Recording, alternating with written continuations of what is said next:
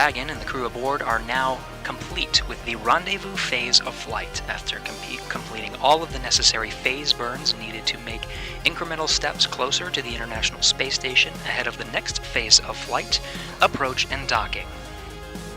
With everything in place, the next burn we're looking forward to is what's called an approach initiation out of plane burn. This is a course correction maneuver to ensure that Dragon is lined up for the approach initiation, which we have been advertising as 3:01 p.m. Central Time. That is still on track. The course correction maneuver here coming up in about 6 minutes will ensure that we continue to track towards that 3:01 execution of the approach initiation burn. Again, this is a short burn that will be a course correction maneuver to align us with the necessary position for approach initiation. Approach initiation is the final maneuver using the forward bulkhead Dracos that are exposed when the nose cone is opened shortly after orbital insertion, after launch of the Falcon 9. The firing of those engines will bring the Dragon, again, closer to the International Space Station inside what's called the approach ellipsoid. Along with the out-of-plane burn, Dragon and the International Space Station teams will work in tandem to make sure that the teams are ready for what's called joint operations. In joint operations, multiple control rooms around the United States, including California and here in Houston, Texas, will be working together to bring together two spacecraft, that is, the SpaceX Dragon and the International Space Station. In joint operations, the teams operate by joint flight rules, known on both ends of the team, as well as the astronauts that are in space, as to the rules that are necessary to make sure that the two spacecraft are joined safely and on time. Once inside the approach ellipsoid, there will be a series of waypoint maneuvers and waypoint burns that do not use the forward bulkhead Dracos, instead using the service section Dracos, much smaller firings, much smaller maneuvers at slower speeds or slower velocities to make the move from out, up, below, and behind the International Space Station, swinging up and in front of the space station on the docking axis. Dragon Freedom will be docking to the forward port of the International Space Station today. Once in front of the docking axis, we'll make slow and incremental maneuvers inside what's called the Keep-Out Sphere. Keep-Out Sphere is about 180 meters in front of the International Space Station through a series of two waypoints, waypoint 1, which is outside the Keep-Out Sphere, and waypoint 2, just inside. If everything looks smoothly, we should have a short pause at waypoint 2 before proceeding into docking. Otherwise, the teams are able to hold to make sure they have the necessary conditions to press in for what is a go condition for docking today. And that docking is scheduled on time, as advertised prior to launch, 4:30 p.m. Central Time today. With the approach initiation burn happening just after 3 Central, we should be pressing forward to an on-time docking. We'll continue to provide incremental updates through the phasing commentary until we go live joint with our counterparts over at SpaceX, where we have SpaceX and NASA counterparts in Mission Control over in SpaceX in Hawthorne, California, that will be joining us for a joint coverage of the approach and docking phase, starting just shy of the approach initiation burn. In the meantime, we're covering the phasing, and again, have that approach out-of-plane burn coming up here in just a few minutes, 3 minutes exactly. We'll stand by and cover the start and finish of that burn and report how the trajectory is to align us up for the expected approach initiation burn. Standing by.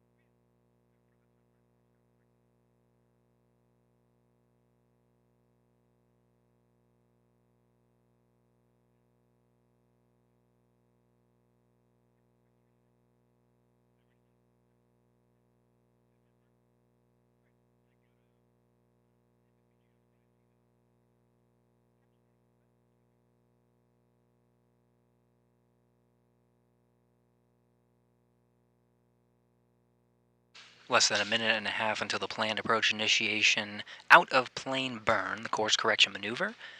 Needed to align us up for the approach initiation. Again, we are just finished and completed with the rendezvous phase of flight of Crew-9, approaching the International Space Station, now in a new phase of flight called approach and docking.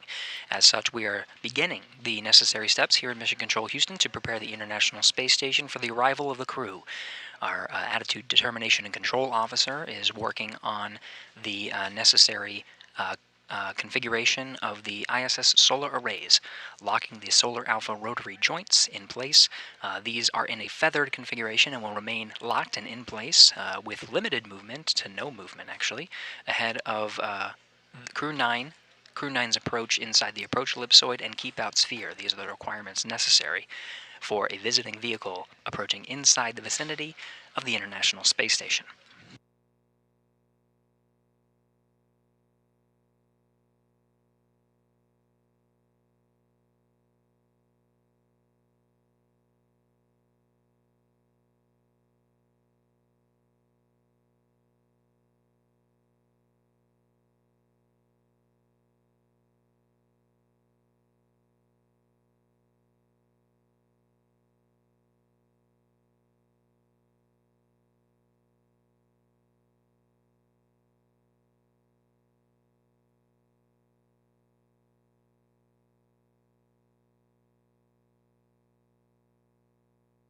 We have confirmed that the approach OOP initiation burn is executed on time.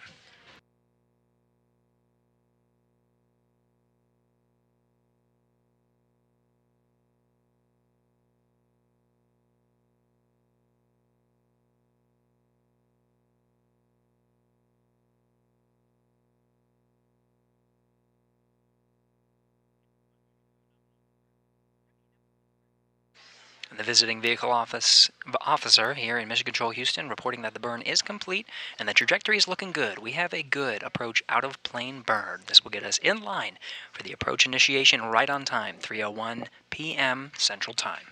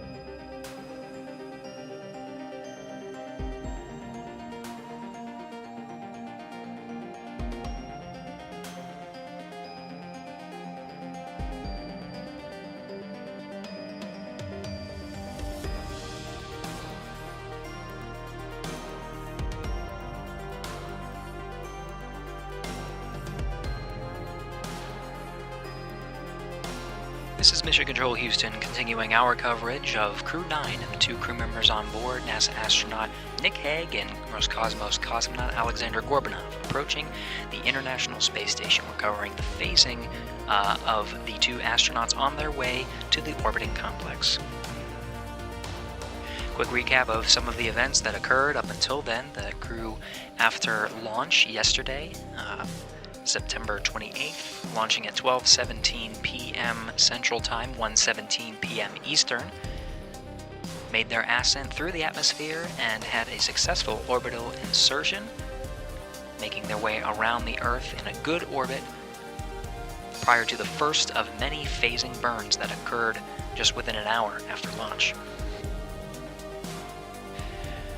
The Dragon successfully executed the 5 necessary phasing burns needed to make their way incrementally closer to the International Space Station.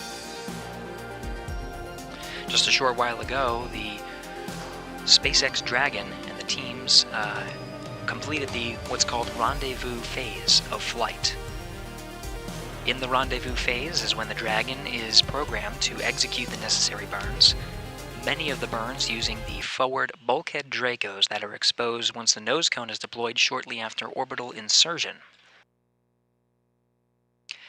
About 1:30 p.m. Central Time, after the completion of the Rendezvous phase of flight, they completed an approach out-of-plane burn to make their way to the next expected burn and the last that used the forward bulkhead Dracos, the approach initiation.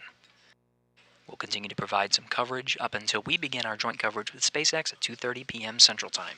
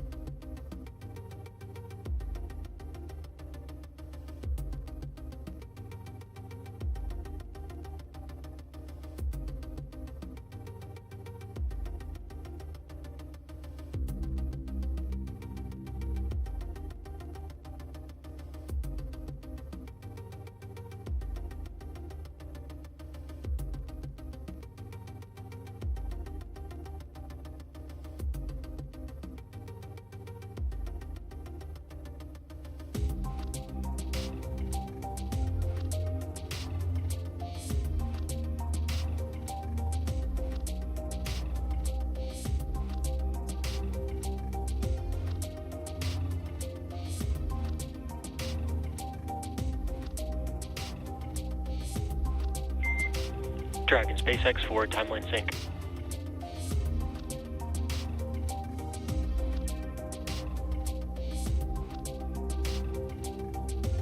Freedom's with you. Alright, Nick, just for your awareness, we did have a ship to hand over down here, so Shiva has handed over to me. You got Arthur here now. Just getting in line with you all in the cabin right now. I have us at making the call for less than 2.5 hours from our earliest docking time. Additionally, we're about 1 hour away from approach initiation, and that will put us at stepping into suit donning in just about 20 minutes from now. How copy?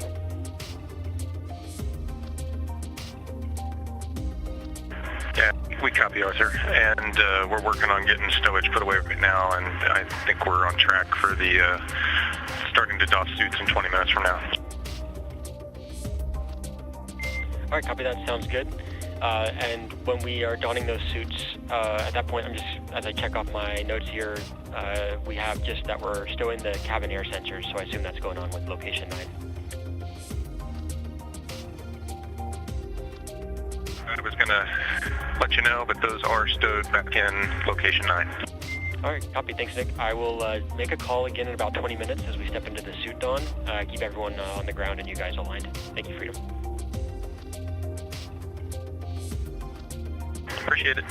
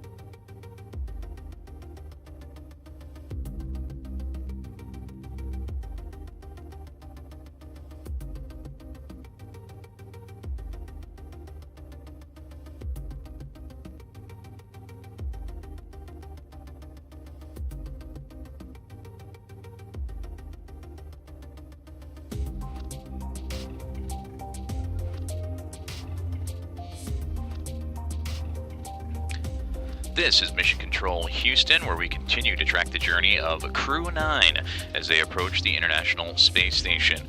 Here at Mission Control Houston, we just completed a handover in which Marcus Flores and his Argo flight now at the helm. They have also exchanged a handover with their teams in Hawthorne and SpaceX. Currently tracking the next major milestone, the AI burn, about 43 minutes from now. But in about a little over 15 minutes, we will have joint coverage on NASA Plus from us here in Mission Control Houston, as well as the teams in Hawthorne. And again, you can follow along on NASA Plus. Crew-9, consisting of Commander Nick Hague and Aleksandr Gorbunov, continue to track its journey onto the International Space Station, where they will team up with the Expedition 72 crew. Following a launch time yesterday at 12:17 p.m. Central Time, they had a successful orbital insertion and the 5 key phasing burns to get them on track to join the orbital outpost.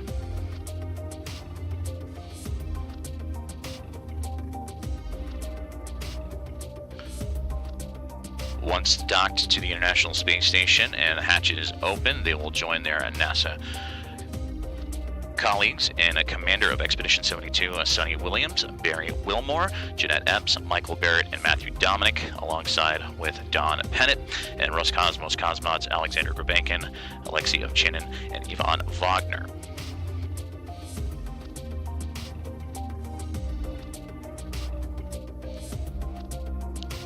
Docking time currently scheduled for approximately 4:30 p.m. Central Time, and we'll have that expanded coverage go through hatch opening and welcome remarks on NASA Plus. Hatch opening approximately at 6:15 p.m. Central Time, and the remarks shortly following at 6:40 p.m. Central Time.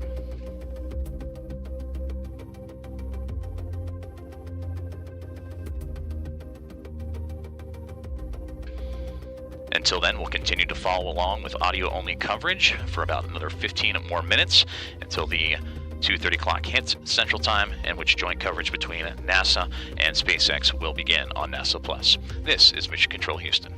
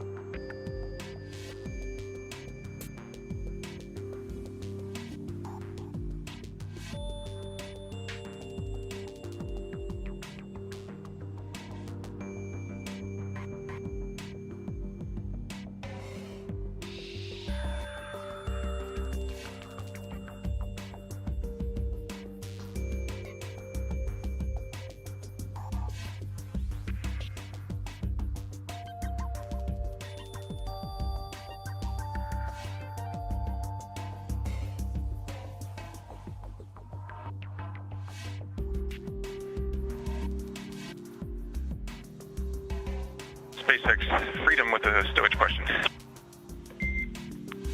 Ready to copy.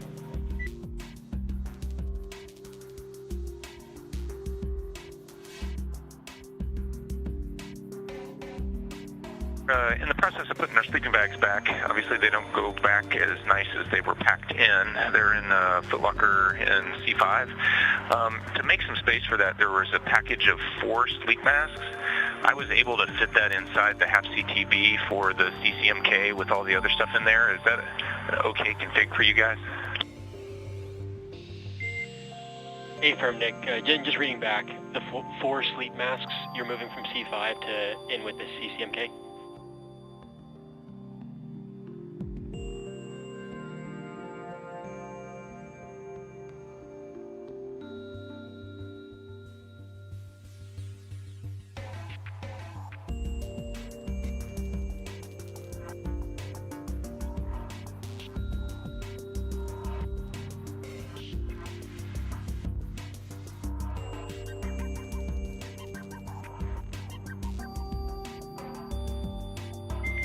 Dragon SpaceX, we did have a handover there on Tidris. We had a handover on Tidris. If you could repeat that call. I was just asking for clarification on location for the sleep masks, and that's moving from C5 to with the CCMK. Yeah, you got it, exactly. I was able to get it all zipped up and strapped down in there. There was room inside the CCMK. I just want to make sure you guys were good with that, and then if you are, that you're tracking that location moved. Perfect, yep, we will track that, and we are good with it. Thanks. Awesome, thank you.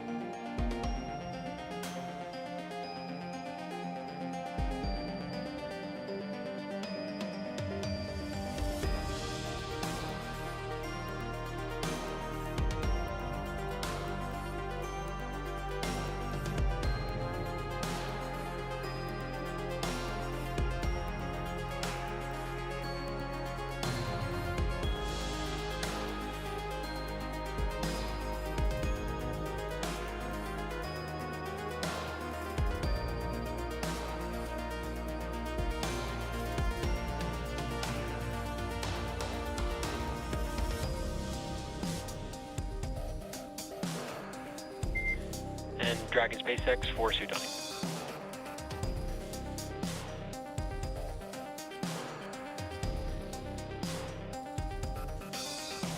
Freedom's with you. All right, Nick, we are now in the scheduled suit donning period, so I will have you guys step into that. And for awareness, we've taken the steps to configure C2 V2, so as soon as you guys are complete with suit donning, we will be ready for big loop comm checks. So just let us know when you're suited, and we'll step into that. Hey, copy that. We're just running through the commode and getting our comfort garments on right now, so, you know. Copy all.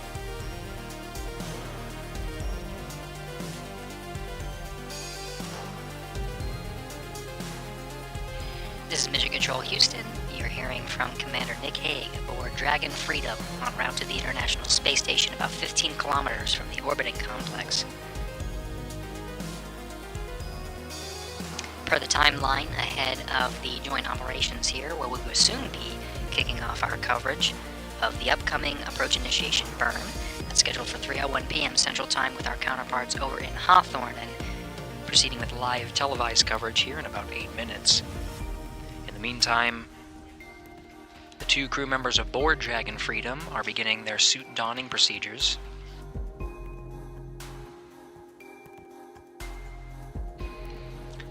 The teams here in Mission Control Houston, in the meantime, are beginning their go, no-go poll for that approach initiation burn. This is part of the formal procedures to make sure that everything is good to enter into the vicinity of the International Space Station inside the approach ellipsoid, where again, the 2 control teams across the United States, here in Houston as well as over in Hawthorne, California, are operating by joint flight rules. As long as both teams are go, Dragon, and the 2 crew members aboard will proceed with the planned approach initiation burn at 3:01 p.m. Central Time.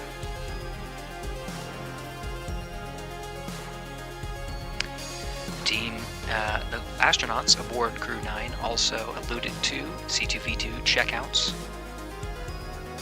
This is the common communication for visiting vehicles, and information will be relayed between the visiting vehicle, which is Dragon Freedom, the International Space Station. Enabling this link will provide data and communications between the 2 orbiting spacecraft. And soon, the astronauts inside Dragon Freedom will be joined on a joint communications loop Space to Ground 2 with the Expedition 72 crew members aboard the International Space Station.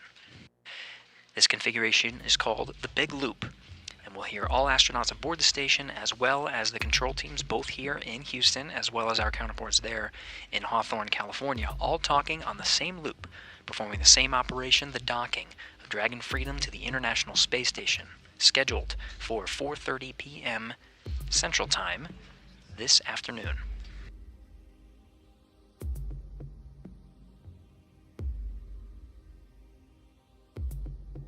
This will be our final update on our mission audio only coverage.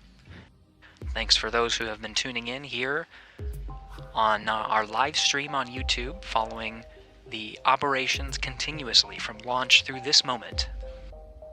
In 5 minutes, we implore you to go to our NASA Plus stream, the joint coverage of the approach and docking of Crew-9 to the International Space Station, where we'll be providing live televised coverage of the operation with our counterparts over in Hawthorne, California. For the final audio update for this phasing commentary, this is Mission Control Houston.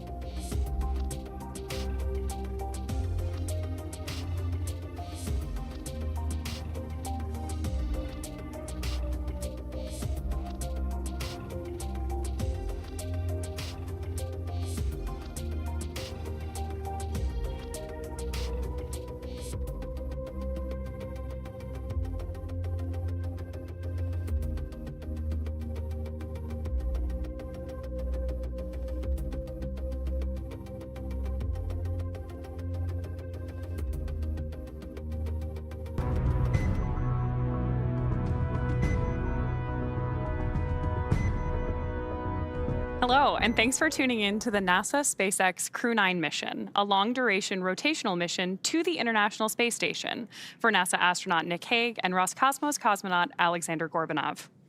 I'm Ronnie Foreman, a senior commercial sales manager here at SpaceX, and I'm joined by NASA's Leah Cheshire. We are just under a couple hours away from the final approach and docking of Dragon to the International Space Station. Overall, this will be Dragon's 44th visit to the space station and its 13th human spaceflight mission to the orbiting lab. Looking back over the last 24 hours, launch day preparations started early for our crew members. About 4 hours prior to launch, the crew completed their final medical checks before joining the SpaceX team to get into those spacesuits. After suit up in the NASA operations and checkout building, the crew walked out, waving some final farewells to their family and friends waiting outside. That's always one of my favorite parts of the day. Of course, the next destination for the crew was the launch pad. It takes about 20 minutes to ride to Launch Complex 40, where the Falcon 9 and Dragon spacecraft were waiting for them. Of course, a reminder, this was the very first human launch from Launch Complex 40. About 2.5 hours prior to launch, the crew ingressed or entered the Dragon spacecraft, walking over that crew access arm and enjoying some last views of the Space Coast. Love that one of them taking in the rocket itself before they headed into the White Room and then, as you can see here, into the spacecraft. Then at 10:17 a.m. Pacific Time, 1:17 p.m. Eastern Time, the 9 Merlin 1D engines ignited, and Falcon 9 lifted off from the first time with crew on board from LC-40, marking the 15th time humans rode Dragon into orbit. With Falcon 9's first stage at full power, our crew began their journey to the International Space Station. Just about T+8 minutes into that mission, our first stage returned to Earth and landed at Landing Zone 1. A couple of minutes after that, we had spacecraft separation where we saw Dragon finally flying free with Crew-9 on board. About 45 minutes after liftoff at 11:03 a.m. Pacific, Dragon executed the phase burn. This is the first of 5 major burns required to raise Dragon's orbit and position it for approach to the International Space Station. Dragon raised its orbit using the Draco thrusters over the last several hours as it continues to chase down its destination, the space station. And then just a few hours ago, the boost burn took place at 7:58 p.m. Pacific Time. The boost burn put our crew in an orbit where Dragon's apogee, or the highest point of the orbit, is about 10 kilometers lower than the station. But before we can approach the station, we need Dragon's entire orbit, not just that highest point, to be effectively shadowing the space station. So after that, we executed the close co-elliptic burn at 8:42 p.m. Pacific. The close burn placed Dragon on an orbit roughly co-elliptic with the space station, meaning that it's maintaining an orbit roughly 10 kilometers lower than the station the entire way around the Earth. Again, that's in contrast to only being 10 kilometers lower than the station during the apogee, or the highest point in the orbit, which is what was achieved by the boost burn beforehand. Now from there, this morning at 7:54 a.m. Pacific Time, we executed the 4th major maneuver known Freedom as... copies go, 2001 Zulu. And that was good news from the crew. It sounded like Commander Nick Hague aboard Dragon. They just got the go for the approach initiation burn. We're tracking that in a little less than 30 minutes now. However, let's rewind a little bit. This morning, we did execute the transfer burn, 7:54 a.m. Pacific Time. That's where we raised Dragon's apogee, or the highest point of its orbit, to just 2.5 kilometers lower than the station. Then we rounded everything out with a final co-elliptic burn at 8:41 a.m. Pacific to once again maintain that constant orbit lower than the station, this time just 2.5 kilometers below. That was a shorter burn lasting just over 30 seconds. And recently at 11:30 a.m. Pacific, we added in the approach out of plane burn to further refine Dragon's trajectory to the space station. During our approach, SpaceX flight controllers will work in tandem with the NASA team in Houston to maneuver Dragon Freedom to the proper altitude. They will initialize the navigation sensors used for this methodical approach to the space station. They'll also activate and test out a number of systems on board Dragon, including the bidirectional communications system with the station using the C2V2 system. C2V2 stands for Common Communications for Visiting Vehicles. It sets up a data stream from Dragon to the space station, giving us another path for Dragon telemetry to come to the ground, and giving an additional command capability to astronauts aboard the space station. At approximately 1:01 p.m. Pacific time, the Draco thrusters on Dragon will fire for the approach initiation burn when Dragon is about 2.5 kilometers below the station and just about 7 kilometers behind it. This will swing Dragon up until it's about a quarter mile, around 400 meters, directly below the station. Now, this maneuver also moves Dragon inside one of 2 checkpoints around the station that requires a set of go, no-go poles with the different control teams.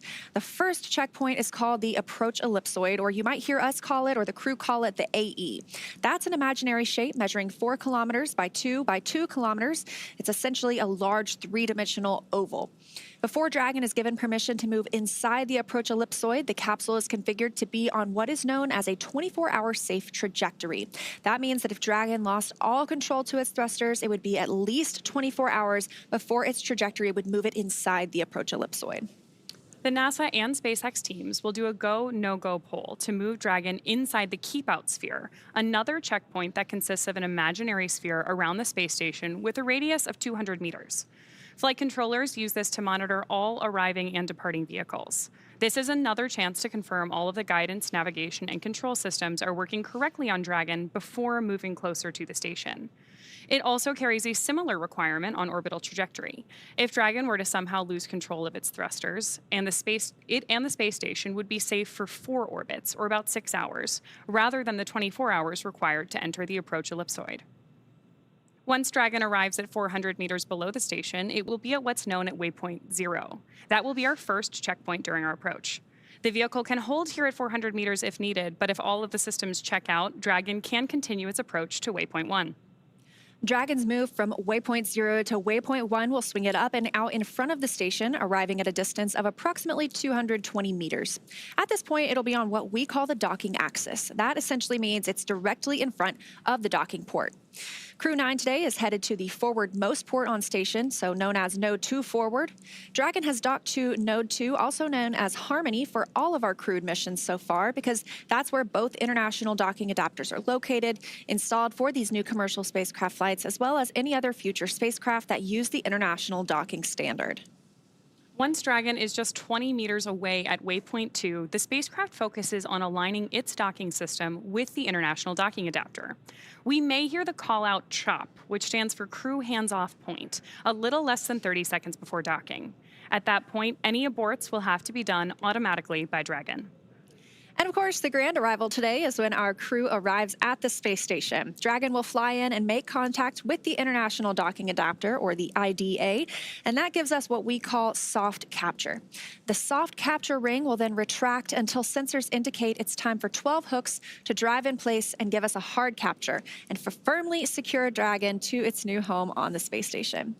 Now, the station crew, namely Jeanette Epps, the NASA astronaut, will manually pressurize the vehicle, or the vestibule, and that's the area between the Dragon hatch and the station hatch. Meanwhile, the umbilicals that provide power, audio, and data connections from the station to Dragon are put in place. And then it'll be time for leak checks and hatch opening, which is currently timelined to come a little more than 2 hours following docking. So sounds like we are on target today for a docking around 4:30 p.m. Central, so 2:30 p.m. Pacific time. Everything looking great from Mission Control, but hard to imagine our Crew-9 astronauts have been in transit this entire time since they launched about 26 hours ago. Yeah, and they've had some free time to kind of do as they please on the space station. On Dragon. Now, they have the opportunity to eat some meals. They get out of those suits and the seats where we last saw them yesterday, get a little comfortable. You know, I heard they were looking out the window and enjoying the views. Obviously, who wouldn't? They also have a sleep period, and so they woke up a little bit before 3 a.m. Pacific time today. So they are already shifting their schedule to be a little more aligned with the schedule on the International Space Station. That also would not be a bad view to wake up to. We're getting some of those early views on your screen right now of the light just coming over the edge of the Earth, which is pretty exciting to see. Yeah, let's take a look. It looks like the International Space Station itself is now flying about 260 statute miles over Algeria. So as we get into more of an orbital daytime, we should be able to see Dragon approaching the station below it. And as we joined the broadcast today, that bright dot on the screen, that was actually the International Space Station from Dragon. So they have been able to see each other for a couple of hours now, which I know must be exciting to see your final destination in the frame. Yeah, that's great. And closer to our Expedition 72 crew coming together. Yeah, we will have 11 astronauts on board once Nick and Aleksandr arrive today. And in total, that puts us at 14 people in low Earth orbit, because we'll have the 11 on the International Space Station. And there's also a Chinese space station that has 3 more people on it. So 14 people off of the Earth right now. That's great. I'm certainly staying in close communication with them, both through mission control here at SpaceX and in Houston. And of course, these teams are monitoring different things. So far we've had Dragon, or the mission control team here in Hawthorne, monitoring the Dragon spacecraft itself. They've been doing that since launch yesterday, really since before launch yesterday, making sure everything was go for that on-time liftoff. Again, coming at 10:17 a.m. Pacific time. But over in Houston, we do have a whole separate team monitoring the space station itself. Now, they're monitoring everything from Dragon's trajectory to the solar arrays, making sure that they are locked in place.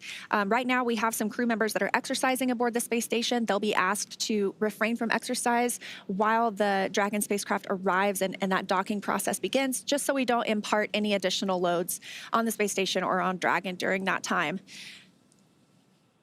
Great views on your screen now of mission control here in SpaceX. Of course, we have mission control staffed to follow the safety of our Crew-9 astronauts the entire time that they are on orbit, from liftoff from, again, Slick 40 yesterday, all the way through docking today, all the way through their return to Earth early next year with the full Crew-9 contingent on board. Now we're less than 20 minutes away from that approach initiation burn. That is also putting us in what we call proximity operations, and the International Space Station is already transitioning into that time frame, but we'll also hear some call outs to configure the big loop. So what we hear on the ground, we've heard Dragon to ground this entire time. We really haven't heard the calls from the crew aboard the International Space Station down to the ground, but once we configure the big loop, it puts everybody on the same communications channel so that they can all talk at the same time as we get into these integrated operations. One of the cool things about a mission like this really is that we are in touch with people around the world supporting these astronauts. So the big loop, depending on how you define it, is really pretty big, including mission control here in SpaceX, of course, NASA Houston, and the International Space Station. Now, while we wait for our next milestone, let's take a moment to meet our crew. U.S. Space Force Colonel Nick Hague is your Crew-9 commander. He was selected by NASA as an astronaut in 2013, and this is his second spaceflight to the International Space Station. In 2018, he and his Soyuz crewmate experienced a catastrophic rocket booster malfunction after launch. They were forced to abort, but landed safely. 5 months later, Hague launched on another Soyuz and served as flight engineer for expeditions 59 and 60. He spent a total of 203 days in space. SpaceX Freedom from Seat 2, ComCheck. Loud and clear, Nick, from C2. I've got you the same.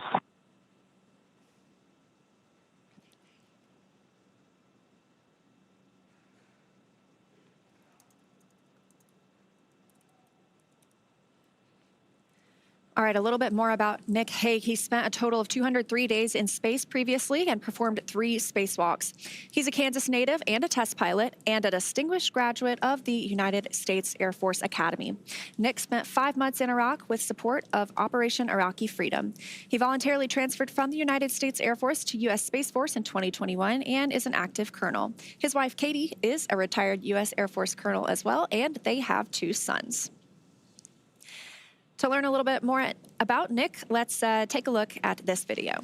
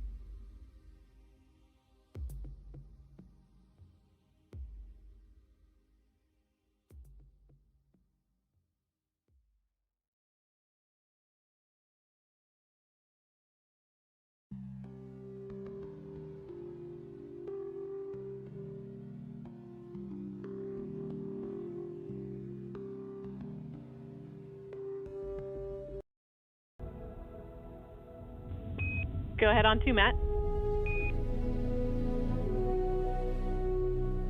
You're confused by my last call. It's because it was unnecessary. That's a for reference procedure if we are not using fast vent. So disregard, please. We copy, and it definitely doesn't hurt. So thanks for the clarification.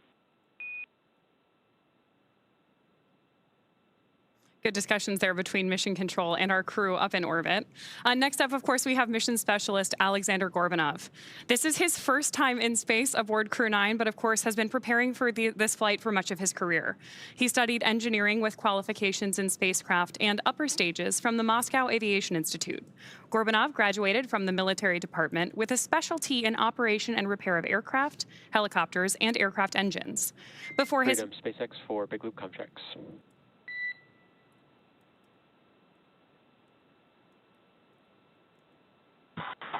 Freedom's with you.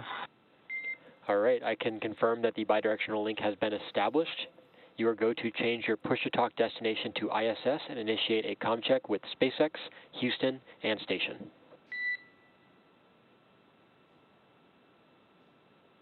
And copy that. And then just for clarity, stay on this the rest of the time. Affirm, I will be with you on space to ground the rest of the time through docking. Okay, copy. So if I want to talk to you, you're on space to ground. Otherwise, from here on out, after we do the comm checks, we'll press with big loop comm, or like we're going to do the suit link checks over space to ground. Space to ground. So everything will be big loop from now on, just so you don't have to switch back and forth. So we have Dragon to ground and space to ground. We'll use big loop, which is space to ground. So you can keep it configured to ISS as your push-to-talk destination for the remainder of approach. Okay, just making sure. All right, switching over.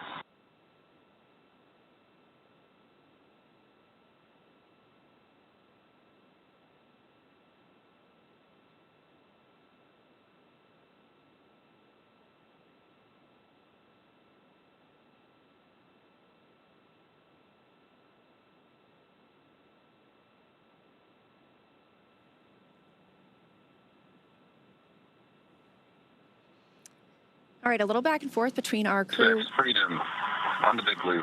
Comm check. SpaceX has you loud and clear on the big loop. How me?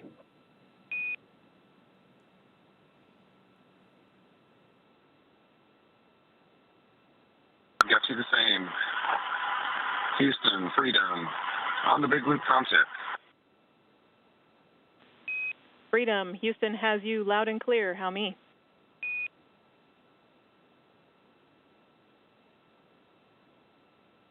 Got you loud and clear, Houston. And station, Freedom, comm check on the big loop.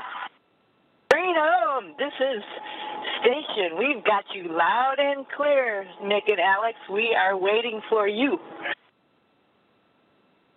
Loud and clear. Can't wait to get there. And tally ho, we got you in the window.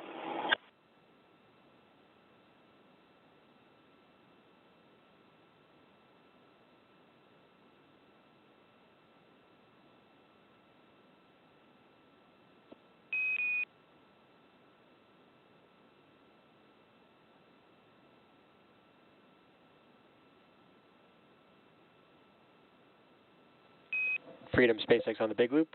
We'll call that comm checks complete. We will stay on this loop for the remainder of approach. All comms.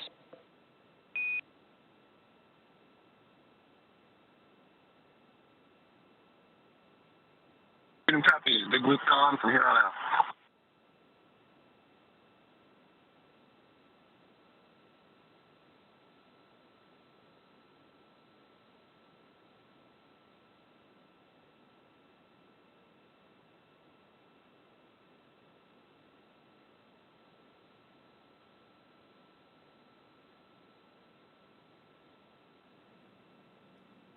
All right, we did hear those big loop communication checks complete. So we were just talking about the big loop. That is essentially this communications loop that allows all 4 parties to speak with each other at the same time. So for the past 24-ish hours, Dragon has been speaking to the core here in Hawthorne, but not radioing anything to the space station. And the space station has been speaking with the Capcom, or the capsule communicator in Houston, but not necessarily talking to Dragon. So once we get into these proximity operations, when Dragon is getting closer to the space station, that allows us to configure this loop where everyone can talk to each other at the same time. And we did hear that both Dragon, Freedom, and the space station are pretty excited to be able to see each other. So we are, again, coming up on that approach initiation burn that's really going to set things into motion this morning in just about 9 minutes now.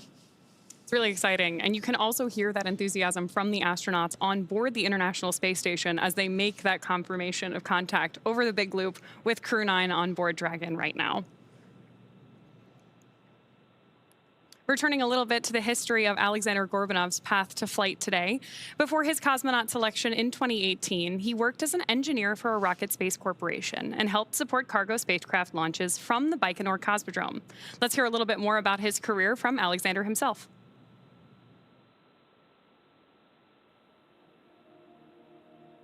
Практически самое неизвестное, что сейчас у нас есть. Поэтому мы все время стараемся изучить этот космос.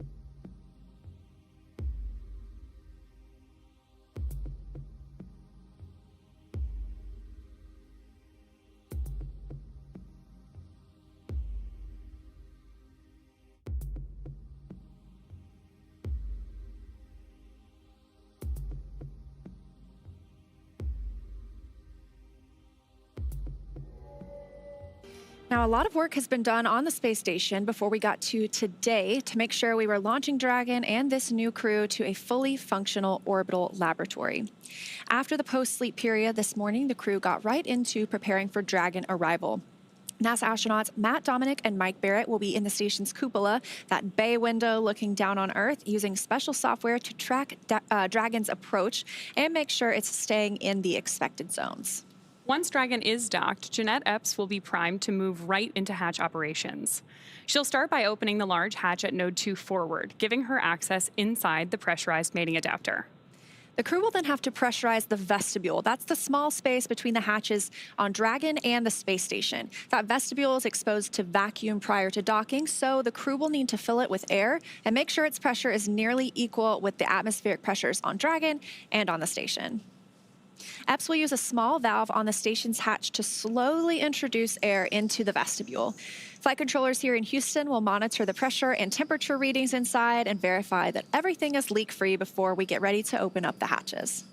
Of course, preparation began prior to crew arrival to make sure they have somewhere to stay. The astronauts have available temporary campout locations, known as casas, that they can stay in until we're back to our usual 7 people living and working on station. Yeah, so we're excited to get those 2 new crew members aboard and bring Expedition 72 up to 11 crew members for handover. So this is what Expedition 72 will look like once we have our Crew 8 return next week. These crew members arrived, obviously, we have Butch and Sunny who arrived on Starliner. We have Nick and Aleksandr who are arriving today on Dragon. And then we have our other 3 crew members, including NASA astronaut Don Pettit, who arrived just a couple of weeks ago on a Soyuz spacecraft, and they are part of Expedition 72. I can't believe we're already up to 72 expeditions now, but we have had humans living and working in space for over 23 years continuously now. So if you are under 23 years old, there has never been a day of your life when all humans have been on the Earth at the same time, which sounds like, that's awesome. It's so sci-fi. It sounds like the future, really cool. But yeah. It's now. So right now, that Expedition 72 crew aboard the station is awake, and they are preparing for Dragon's approach, and they sound pretty excited about it, too. Yeah, they do. Speaking of Dragon, development of Dragon for Crew started with Dragon carrying cargo. Dragon was designed from the beginning for flying humans to space, so much so that even the first Dragon had a window. Before we could fly humans, teams implemented a number of design upgrades to make sure both Dragon and Falcon 9 are suitable for flying people. Then we put both vehicles through thousands of tests to prove their safety. Dragon is capable of carrying up to 7 passengers to and from Earth orbit and beyond. It is the only spacecraft currently flying that is capable of returning significant amounts of cargo to Earth, and is the first private spacecraft to take humans to the space station. Dragon is fully autonomous, which means it can basically fly itself, but also features full manual override capabilities in case of an emergency. Now, we did just hear that the approach initiation burn just started, so that is about a 90-second burn. It did come a couple of minutes earlier than we were expecting it today, but so far it seems like everything is going well, and we are standing by for the burn completion. Again, this is really going to set things into motion for us today. This approach initiation burn moves, it happens when Dragon is about 2.5 kilometers below the station, just about 7 kilometers behind it, and that'll swing Dragon up until it's about quarter mile, which is about 400 meters directly below the station. And of course, each one of these maneuvers are about very gradually approaching station with Dragon, just to make sure that we approach slowly and carefully. Even though these vehicles look like they're moving quite slowly relative to each other, each one is traveling more than 17,000 miles an hour. Freedom SpaceX on the big loop. Nominal approach initiation maneuver complete.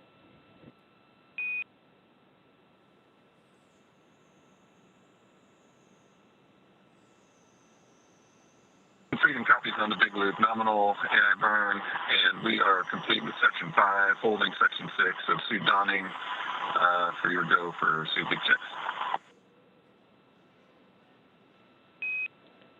SpaceX copies, holding in section 6. We'll give you a go for suit leak check shortly.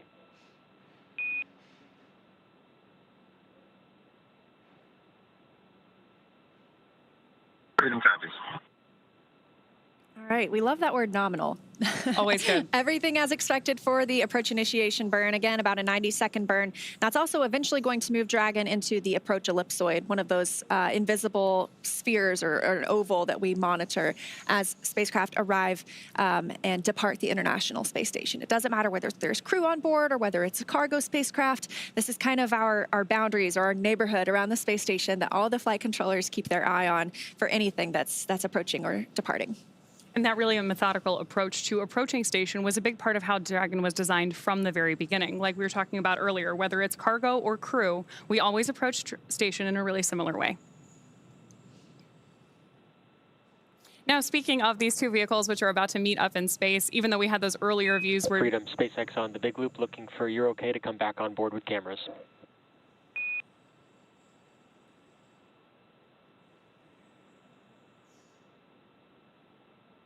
Freedom. Yeah, we're good with that. Apologies for not having you come on board earlier, but welcome aboard. Copy. Good news there that we should soon be getting views of our Crew-9 astronauts on board Dragon, suited up and ready to approach the station.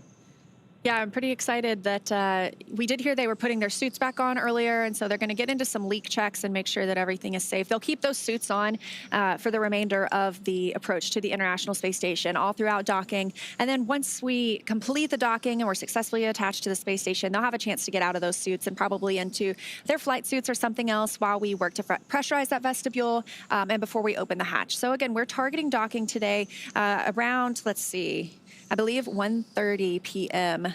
Pacific time. Getting close. I'm trying to work on my my time zones, but I feel like I'm in a bunch of different places.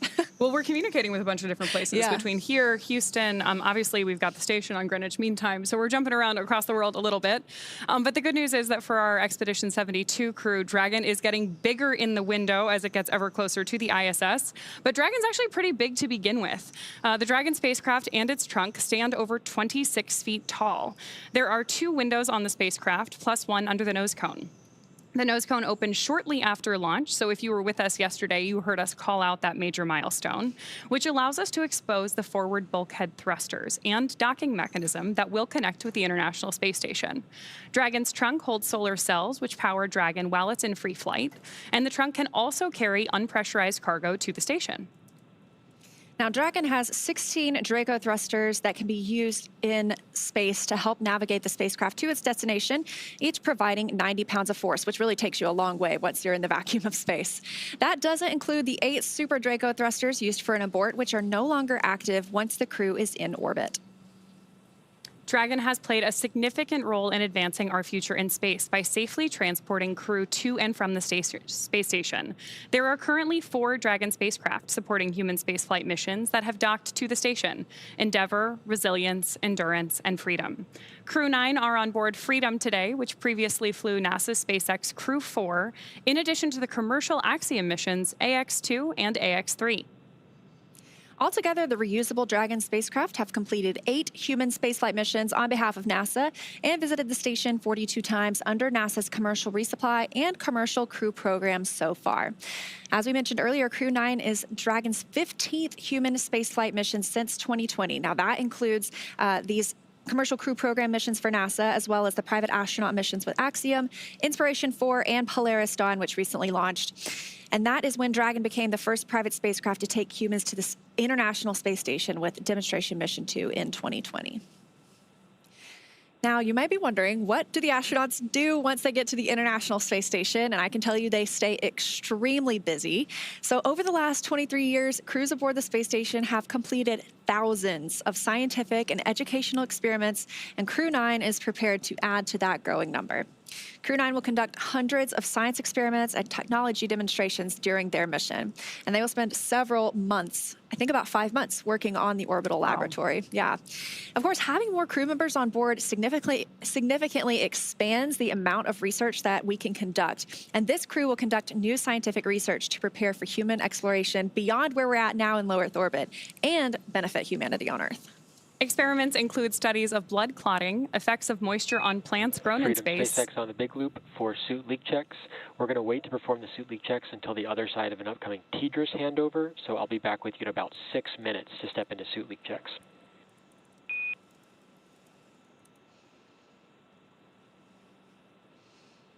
Single copies, we'll be ready.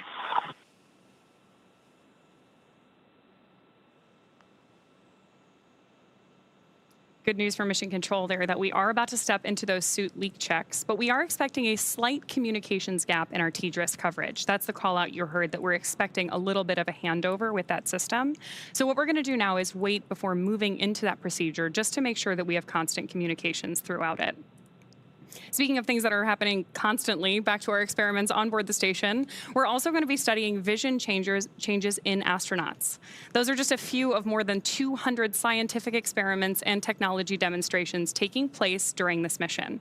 These projects span a wide range of disciplines, from life and physical sciences to advanced materials, technology development, in-space production applications, and even student-led research, which are always some of my favorite experiments. Results from those studies will bring value to humanity both on Earth and in space, further our ability to explore, and enable a robust market in low Earth orbit. So let's break it down a little bit more and talk specifically about some of the experiments that will be happening while Crew-9 is aboard the space station.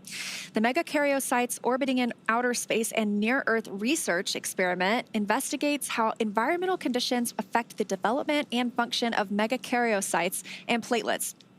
I had no idea what megakaryocytes were, but they are large cells found in bone marrow and platelets, and pieces of these cells play important roles in blood clotting and immune response. Results could provide critical knowledge about the risk of changes in inflammation, immune responses, and clot formation in spaceflight, but also here on the ground. It is amazing to me how different the microgravity environment is, and that it gives us the opportunity to study these Earth-based processes in a way that help our astronauts, but also people here on Earth. Yeah.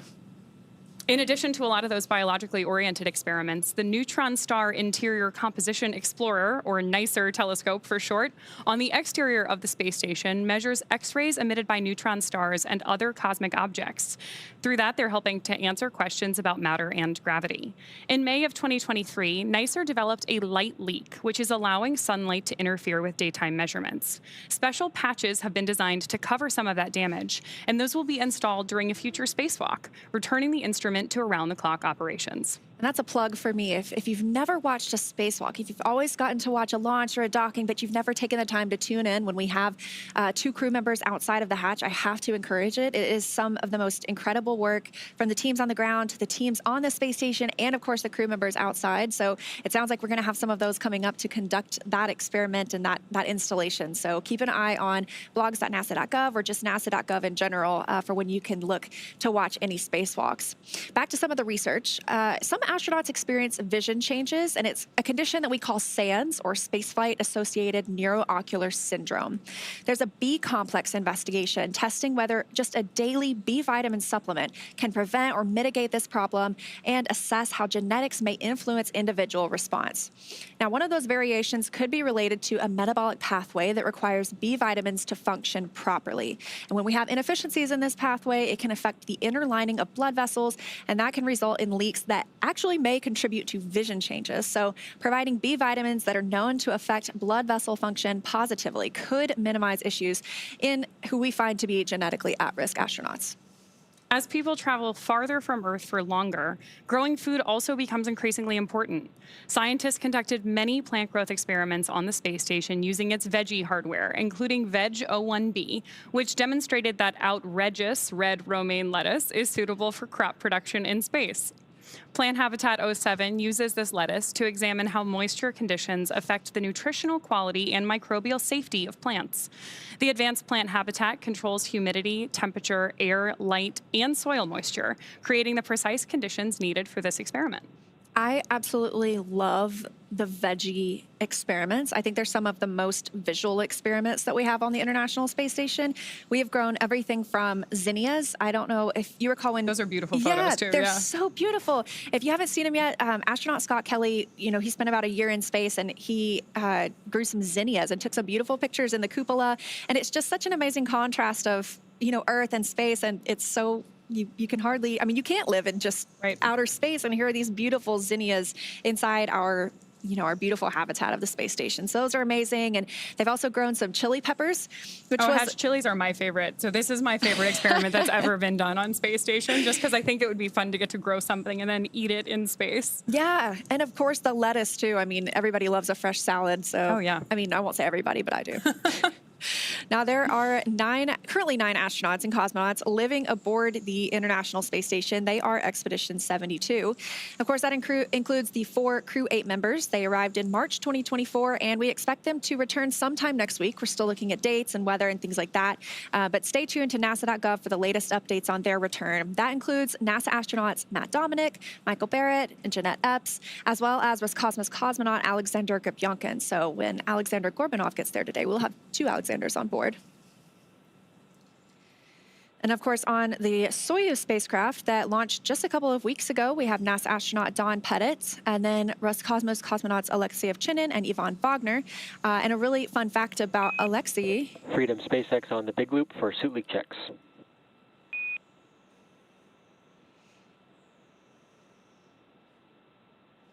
Freedom is with you. All right, Nick, you are go for suit leak checks per 4.011.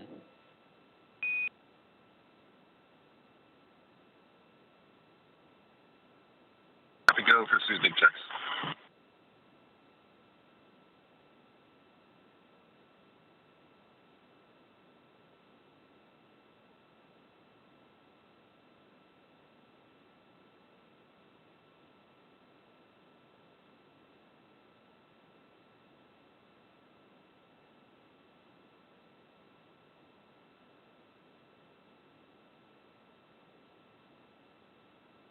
SpaceX Freedom on the big loop.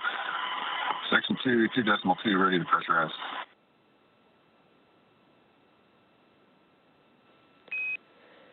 SpaceX is with you. You are go for commanding 2.3. Initiate suit leak check.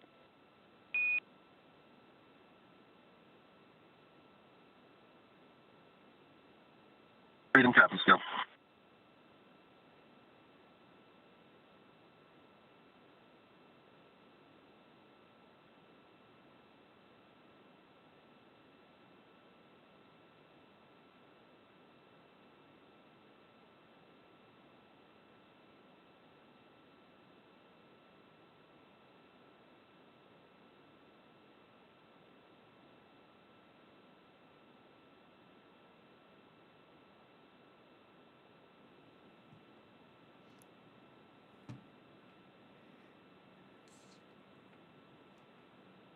Good news there that our suit leak checks are well underway.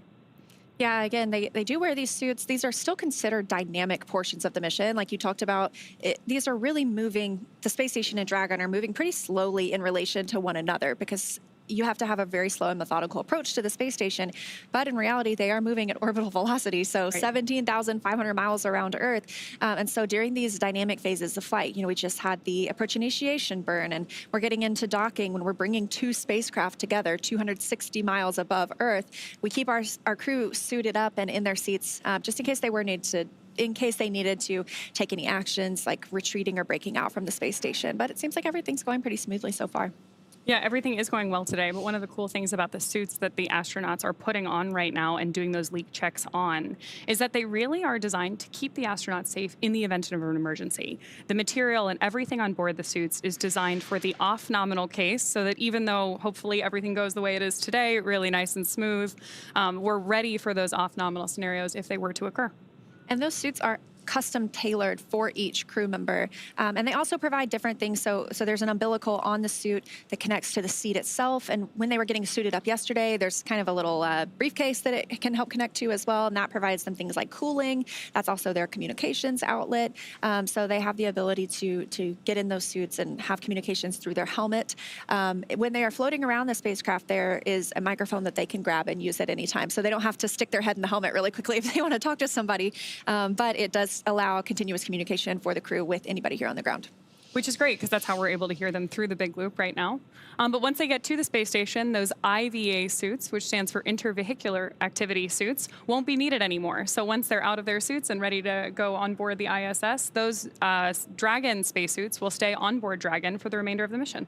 Yeah, and it's very interesting. There's quite a difference between the IVA or intravehicular activity suit, like you mentioned, and the EMU, the extravehicular mobility unit. An EMU is when you think of a spacewalk, a NASA astronauts out on a spacewalk and the International Space Station, you see a bigger, a bulkier suit. That's an EMU. But of course, we did see just a couple of weeks ago the first commercial spacewalk with a new developed spacesuit, and that was still considered an IVA suit. Is that correct, or is it considered? That's an EVA suit. Okay. So that was basically an evolution of SpaceX's IVA suit that was designed specifically for the Polaris Dawn mission in support of that first commercial astronaut spacewalk that has ever been done, which was just, to me, so exciting to see. Because like you mentioned earlier, the spacewalks are, to me, the most exciting part of human spaceflight. You have this amazing communication between the astronauts outside of either the ISS or the capsule, working together, communicating with the ground. And it was great to see that not just on station like we've seen it many times before and hopefully many times in the future, but also on board Dragon.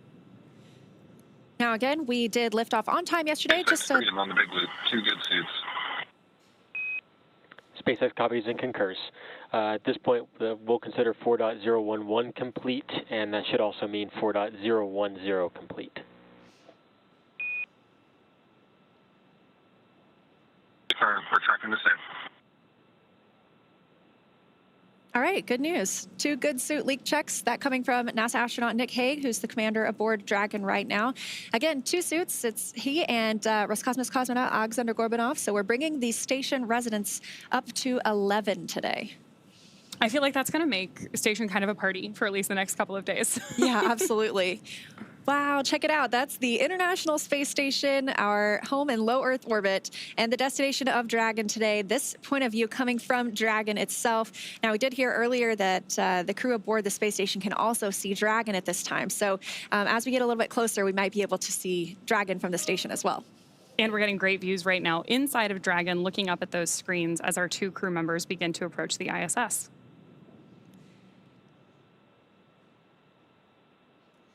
Now, as we mentioned, we are here in Hawthorne at SpaceX, and we have Mission Control Hawthorne just over to our left, monitoring everything aboard the Dragon spacecraft itself. But we have 2 spacecraft in this game today, the other one being the International Space Station in low Earth orbit. So for a little update in that side of the house, I'm going to toss it over to my colleague, Gary.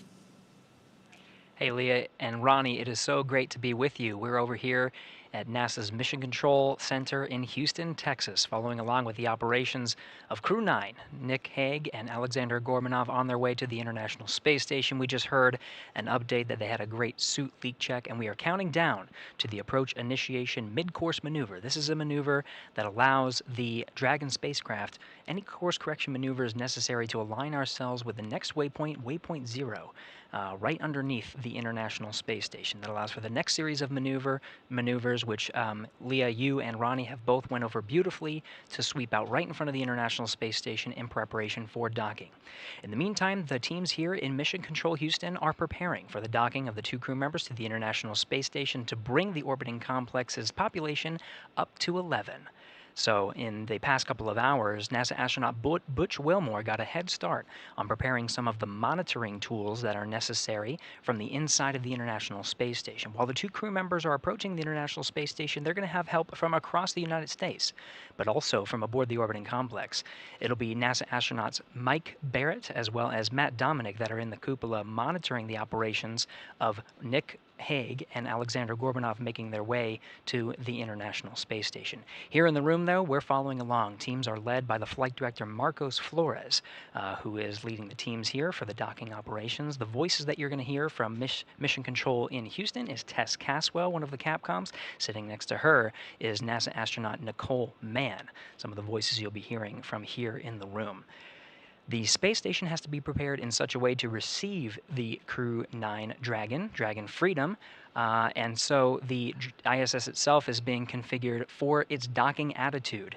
In fact, some of the SARJs, the solar alpha rotary joints, are locked and in a feathered position. They need to be maintained in a position for the docking operations, and in fact, there will be attitude control maneuvers to make sure that Nick Hague and Aleksandr Gorbunov make their way safely to the International Space Station. Everything's looking well on our side, and we're counting down to that approach initiation mid-course maneuver. And we're following along with the operations all along the way. Very soon we'll be entering inside the approach ellipsoid. Right now we've been undergoing joint operations, but once we're inside the approach ellipsoid, we're operating by joint flight rules, and we'll make those incremental steps to get those 2 crew members docked and on board the orbiting complex. With that, everything's looking good from here in Mission Control Houston, so I'll send it back over to you both in Hawthorne. Thanks, Gary. Great to see how things are going in Houston, and it does sound like things are pretty smooth this morning. So again, standing by for that mid-course maneuver coming up in about 9 minutes. This view on the right side of your screen from Dragon itself, and that one from Dragon of the space station. That's where we're heading today. It's really looking great. It has to be exciting after this whole journey. Again, beginning yesterday, if you happen to join us for yesterday's webcast, we did lift off from Space Launch Complex 40 at Cape Canaveral Space Force Station just about 27 hours ago now. And our Crew-9 astronauts have been making their way to the International Space Station. Right now, everything is looking good, and we are tracking an initial contact between Dragon and the space station, which is expected here in just a little bit more than an hour. If you take a look inside, you can see those 3 crew displays. That's how the crew is monitoring their approach to the International Space Station. They were able to watch the launch and rendezvous all the same way. they do not need to take command over anything during this time. They do have the ability, though, if needed, to take command, but it is a fully autonomous ride. And then on the left, you can see Dragon from the International Space Station. Let's take a look. It looks like they are flying 269 statute miles over the Tasman Sea in an orbital daytime. Great views here of both vehicles on your screen. Again, if you are just joining us, that is Dragon on the left-hand side and the ISS on the right. Of course, as we get a little bit closer to docking, Dragon is actually going to swing up in front of the station to approach the Harmony module, which means that as great as this view of Dragon with the Earth in the background is, we are not going to have it as we get closer to docking because we are going to move up into that approach axis. And once Dragon gets to the Harmony module, it'll be docking on the Node 2 forward port. That's the most forward port on the International Space Station. There is another that is the Zenith port, or that's the space-facing port, and that is where the Crew-8 Dragon is docked right now. So there'll be 2 Dragons for our crew members on the space station once Crew-9 arrives today. However, not for long, because we are expecting this handover period to take just about a week. That allows the Crew-8 astronauts to bring the Crew-9 crew members up to speed, make sure that they are ready to take over everything that they've been working on over the last several months. So once that handover period is complete, obviously we also have to take a look at what the weather looks like here on Earth, because this is a splashdown. Need to make sure everything is good around the coast of Florida, whether that's on the Gulf side or the Atlantic side, whatever we choose to target for the return of Crew-8 before we send 4 crew members home. And that'll bring us back down to 7 people living and working on the space station. Now, we've had 9 most of the summer with Butch and Sunny joining the space station crew, but once we say farewell to Crew-8, we'll be back down to 7, and we consider that typically like an average number or an average complement. I'm sure that if they wind up with any extra days for their handover there, depending on weather for splashdown conditions, that will be welcome for the crew on board, in no small part because, as you mentioned, we've had a couple of additional people above that standard contingent on station all summer, meaning there's a lot of scientific research that's been going on, and I'm sure a lot of very detailed handoff operations that need to take place.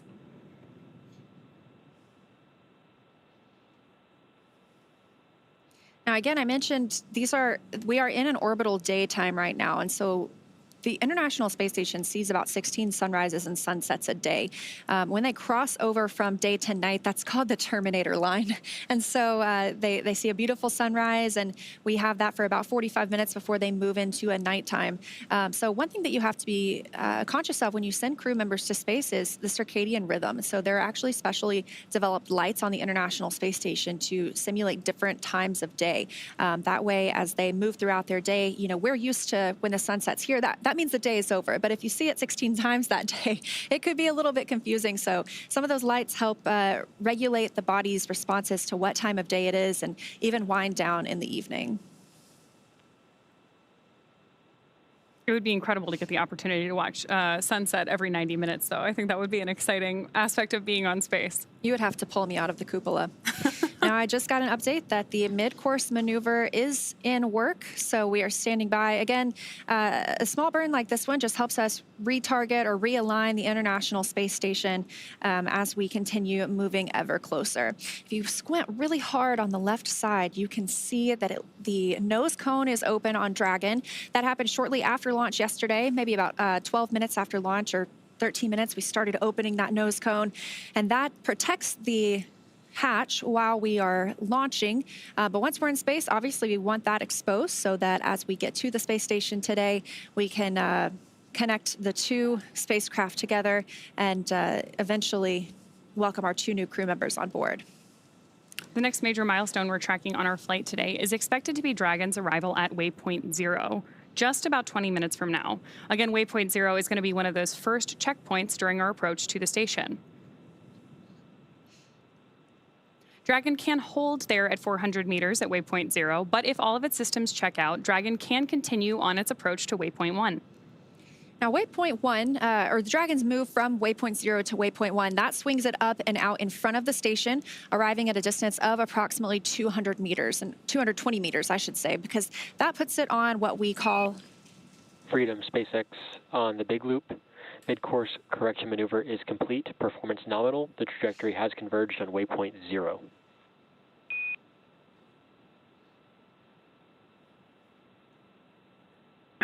Good turn, converse to 0.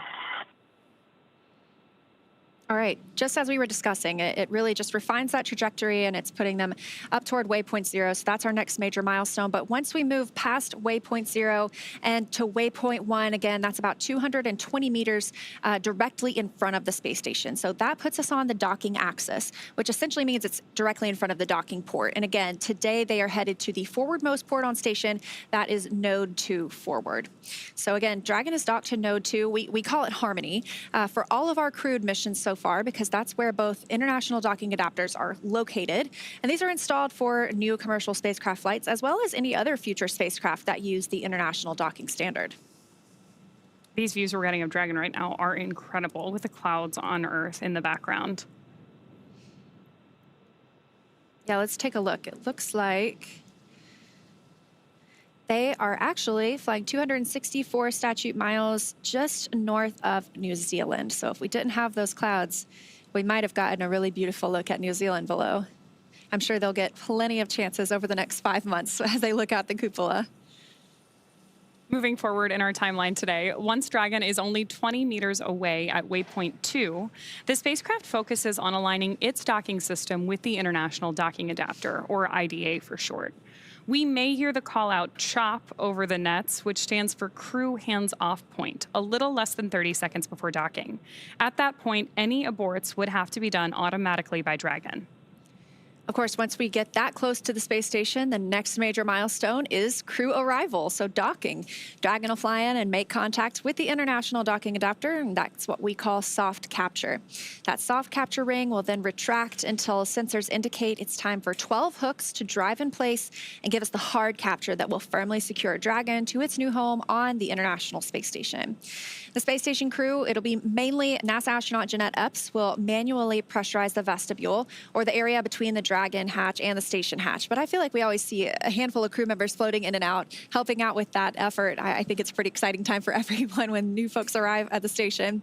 So while they're pressurizing that vestibule, the umbilicals that provide power, audio, and data communications and connections from the station to Dragon are put in place. And then it's time for the leak checks and the hatch opening, which is currently timelined to come a little more than 2 hours after docking. Again, targeting docking today around 2:30 p.m. Pacific time, so just about an hour from now.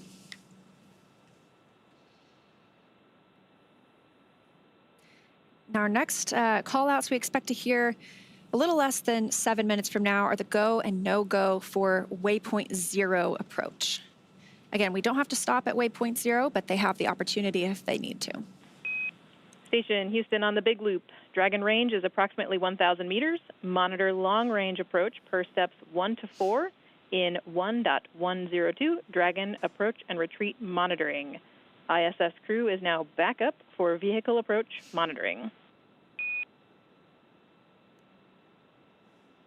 Presentation copies 1.102, step 1.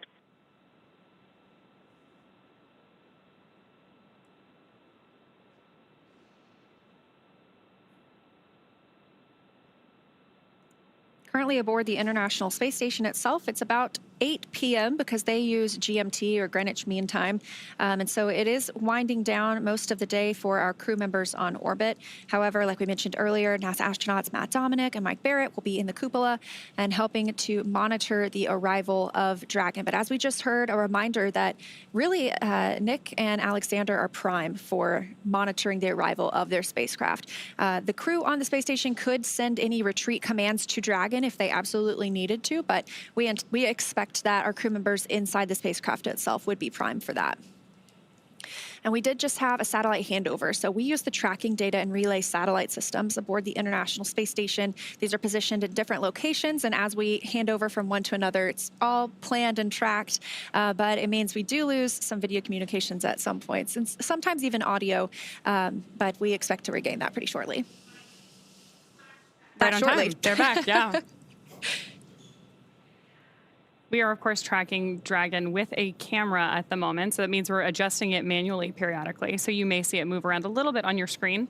But when Dragon does come back into view, you'll have a really good view of that forward, there we go, that forward nose cone open so that we can see that docking adapter, which is what, of course, we will use to mate to the ISS, first through that soft capture, then that hard capture. And then when we open up the hatch a couple of hours later, that is the section of the spacecraft that our two astronauts will move through as they join the Expedition 72 crew. I did just get a notification that we are inside the AE, or the approach ellipsoid. Again, that is the first of those invisible boundaries around the International Space Station that we monitor. That means that if Dragon, before it has the go to approach or go inside the AE, it has to be 24 hours safe. So if it were to somehow lose control of its thrusters, it would take 24 hours for it to move inside that approach ellipsoid. So the next of those invisible boundaries is the keep out sphere. It's a little bit different. You have a 6-hour free safe trajectory, meaning that neither Dragon nor station would impact each other. These views are pretty amazing, and they are coming to us from Cronus in Houston. That's one of our flight control team members in Mission Control itself. And so they are tracking Dragon, and you can see them moving the camera as they keep up with the spacecraft continuing to approach the space station. We've said it already on this particular webcast, but it's worth repeating that the approach ellipsoid is significant in large part because these vehicles are both moving so fast. Again, the approach ellipsoid is about 2 kilometers by 2 kilometers by 4 kilometers. But in terms of spacecraft orbital dynamics, that's actually pretty close, in no small part because both Dragon and the International Space Station right now are traveling more than 17,000 miles per hour, which also means they're orbiting the Earth roughly every 90 minutes.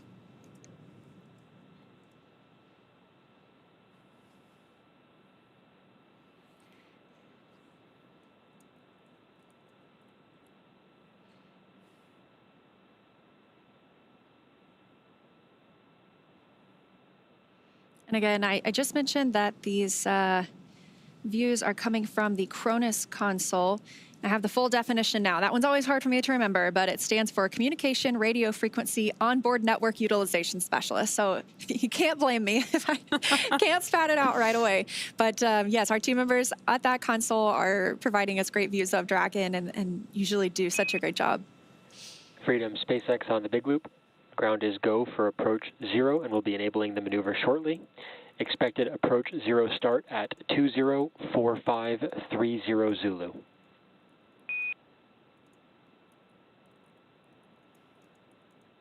Freedom copies 204530 Zulu, and we see bid flag.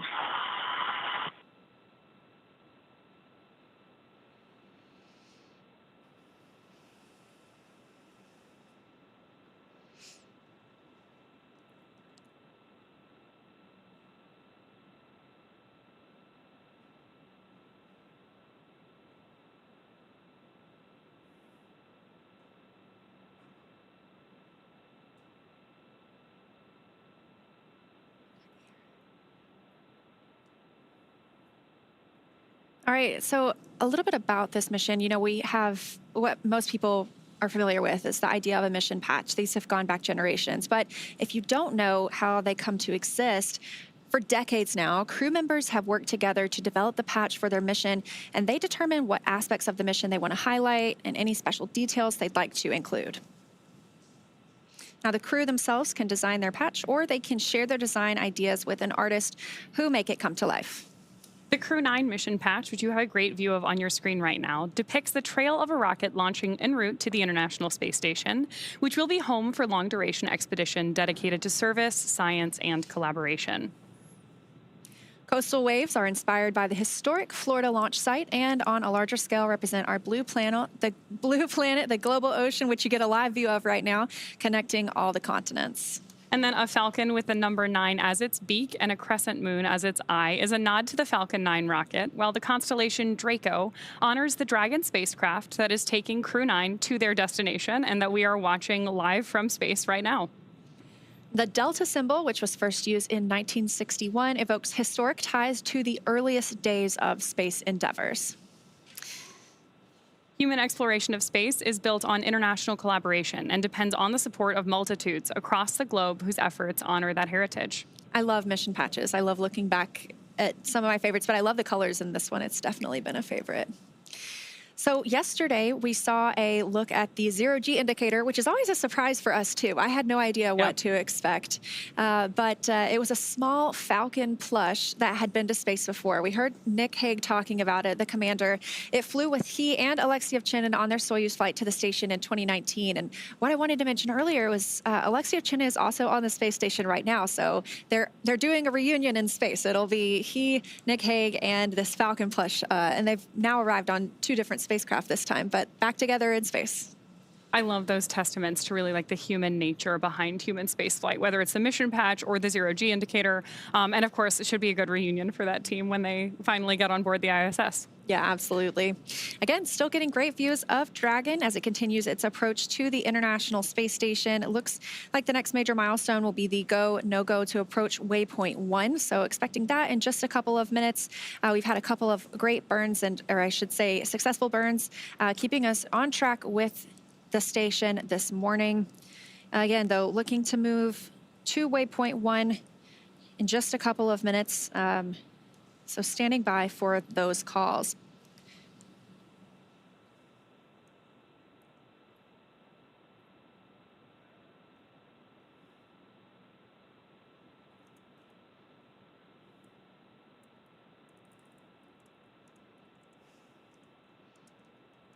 The zoom out we're getting on Dragon right now is really putting in perspective the size of the capsule relative to the Earth behind it. Yeah, absolutely. When you're zoomed in so close, and it's a testament to how good the cameras are outside the space station too. You could see every little detail almost, and they're still pretty far away. So they've not quite reached waypoint 0 yet. We're going to be waiting for that go no go for waypoint 1, as I just mentioned, in just a couple of minutes.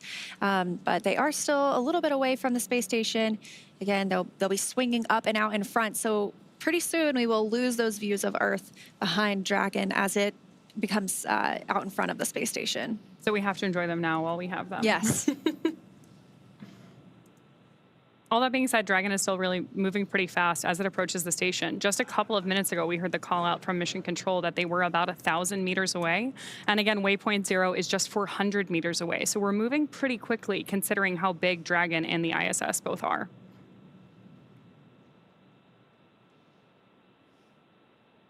We are now, again, both Dragon and the International Space Station traveling about 260 miles above Earth. So let's see if I can pull up our trajectory or our map again. It looks like they are flying just over Kiribati. So that is in the Pacific Ocean. And they'll be moving south of Hawaii soon. But you can actually spot the International Space Station with your naked eye. I love being able to look up, and I wave at them every time. I know they can't see me. I'm not even a speck to them from the International Space Station, but we do have an amazing app called Spot the Station where you can plug in your location and you can get almost real-time updates, or actually you can get real-time updates of when they will be flying overhead and where to locate them. There's now kind of a trajectory path. It'll help you by using your camera and it'll align with the space station so you know exactly where to look. But it's hard to miss once you're outside because I believe it is the second brightest object in the night sky, only second to the moon itself. I'm always impressed when I see the ISS go over. It is much brighter than you would expect it to be, so there's no mistaking it for a plane or anything like that. And obviously the Spot the Station app is really helpful in making sure that you don't miss it when you can see it. Truly, it is unmistakable. Once you see it coming over the horizon, you're like, that is definitely it. And part of that, really, the reason you can see it so well is because of the size of the solar arrays on it. So you can only see it in dusk and dawn when it is dark outside, but the sun is still reflecting on those solar arrays. So it is just like a bright, beautiful star coming across the sky. And like you mentioned, there's no blinking light on it. So when you see it, you know it's not a plane. This is where we will have, once these two arrive today, we will have 11 people living and working aboard the station.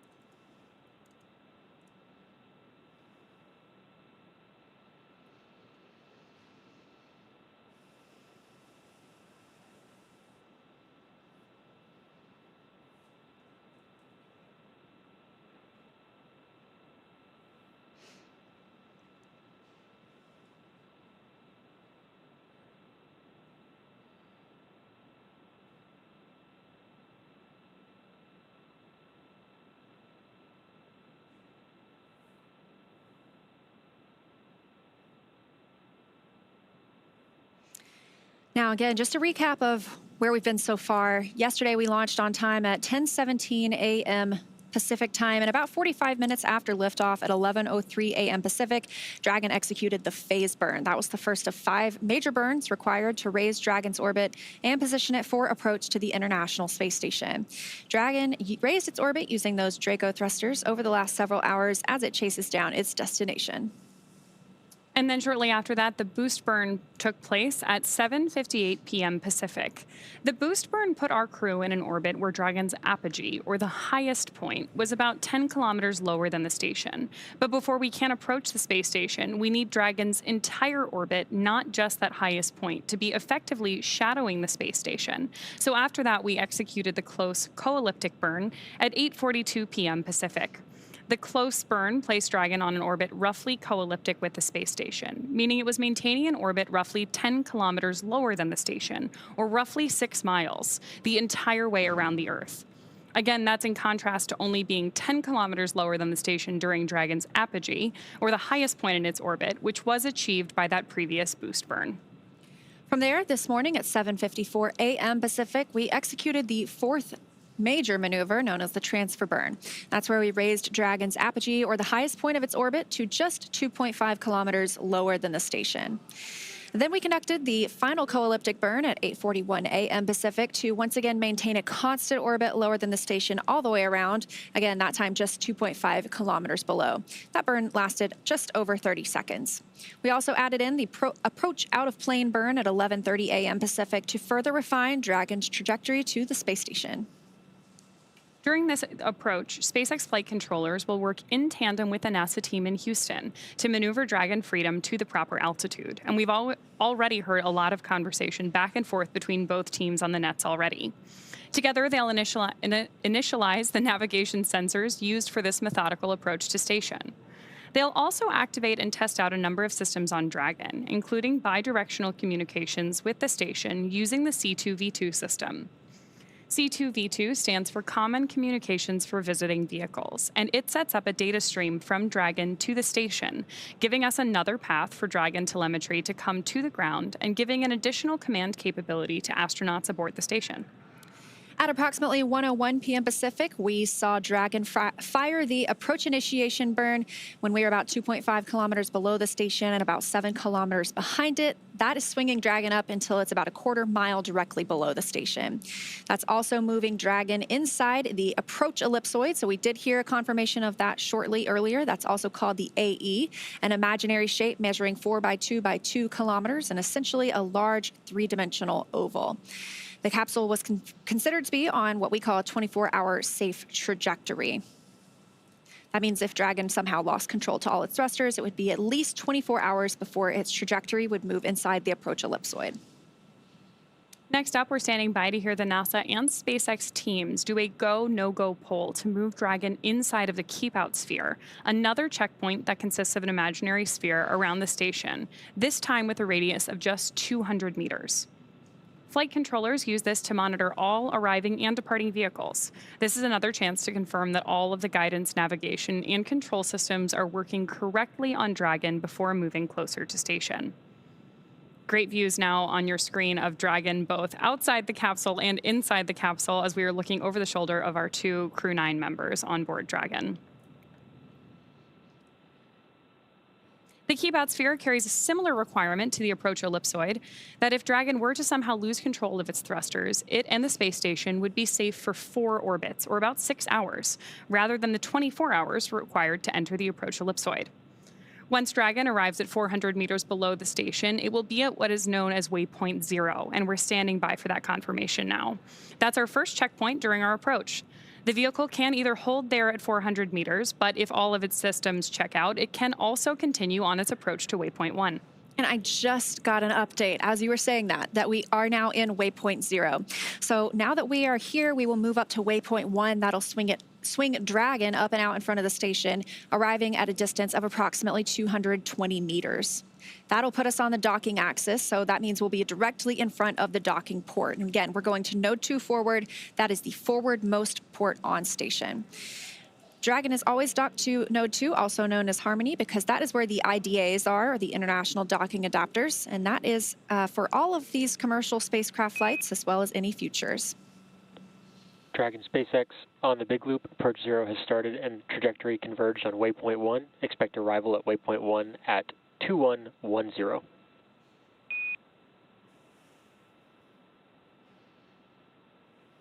Copies. Arrival at 2001.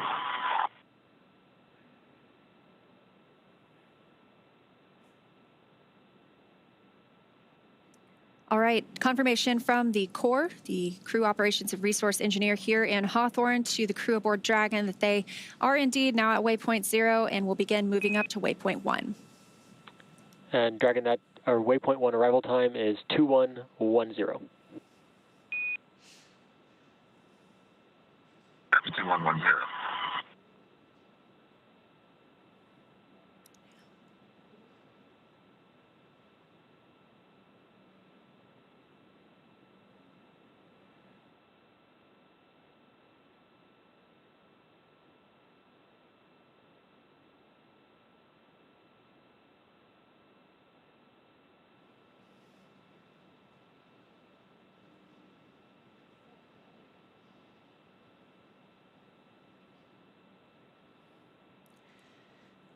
All right, confirmation. We did just reach the waypoint 0 milestone, and we are now heading up to waypoint 1. We'll be swinging out and in front of the space station, so enjoy those views of Dragon with Earth behind it, because we will soon be losing those as we will see Dragon with space behind it, bringing it out in front of the International Space Station. And it sounds like we can expect that arrival in about 22 minutes at waypoint 1. So to give us a little more of insight of what's happening on the space station side of things, I'm going to toss it over to my colleague, Gary Jordan in Houston. Gary, how's it going? Hey, Leah, going great. We're following along with the operations, same as you, all along the way. Great to see that approach 0 initiation has been executed. This is when Dragon is 400 meters immediately below the International Space Station, and as you said, is going to swing out and up in front. So yes, we're definitely enjoying the same views that you are over there in Hawthorne. Now, aboard the International Space Station, Matt Dominic and Mike Barrett are in the cupola, watching and getting these incredible views that we're seeing now, but they have the backup capabilities and a connection with the Dragon to execute any abort abilities. But right now, they're just monitoring. Everything looking fantastic aboard the Dragon, and its approach to the International Space Station happening per the timeline. And we're expecting a docking time around the expected time at this hour, 4:30 p.m. Central Time. Now, as the Dragon swings up and around in front of the International Space Station, we can confirm that the space station itself is in the docking attitude. Thrusters have been moved over to the Russian thrusters, and the attitude is in an expected configuration optimal for the docking of Nick Hague and Aleksandr Gorbunov to the International Space Station, which you're seeing there on the screen to your right. And of course, seeing views of the International Space Station all along the way.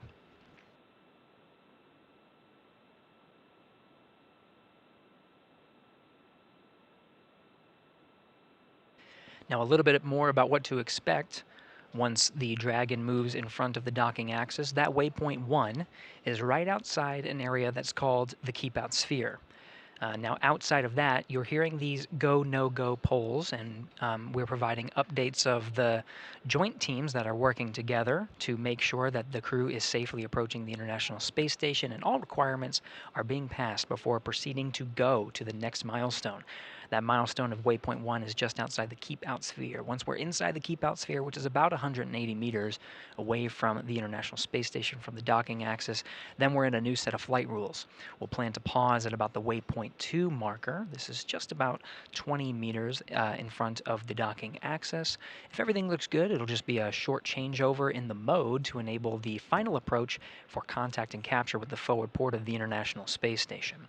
From there, we'll say farewell to our colleagues over that you are covering over there in Hawthorne, in SpaceX Mission Control with Leah and Ronnie, and we'll take coverage here in Mission Control Houston to oversee the hatch opening and welcome ceremony operations.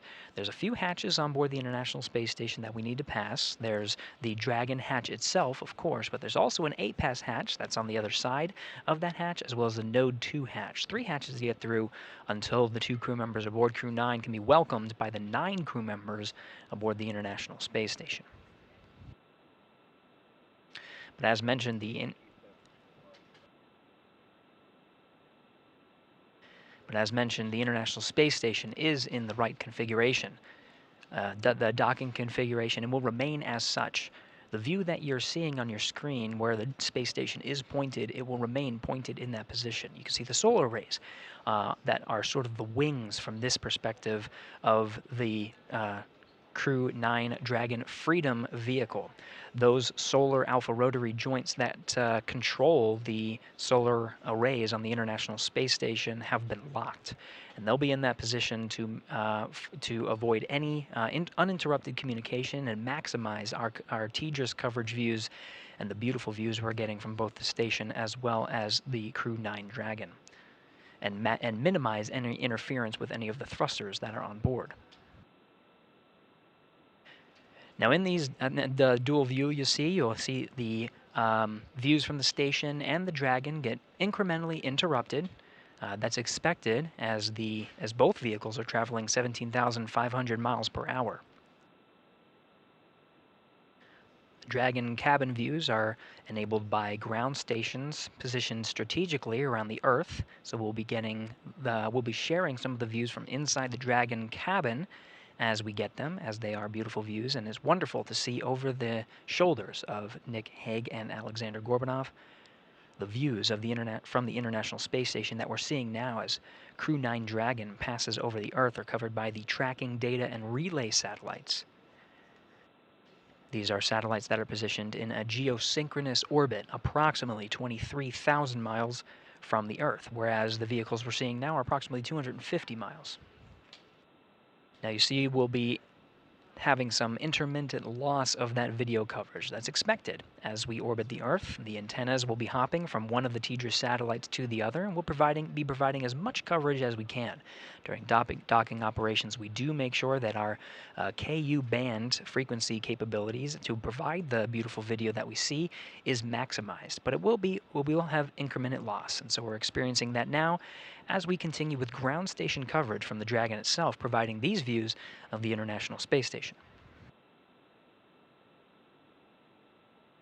As Dragon swings out and up in front of the International Space Station, we're starting to get views of that Zenith port, where the other Crew Dragon is docked. That's Dragon Endeavour docked to the Zenith port of the International Space Station. The Crew-8 astronauts on board will be welcoming Nick Hague and Aleksandr Gorbunov soon after docking, but they'll begin a 7-day handover period until they undock at approximately October 7th is the date that we're currently tracking for the earliest opportunity for Crew-8 to undock and splash down off the coast of Florida, returning the 4 astronauts home and cosmonauts.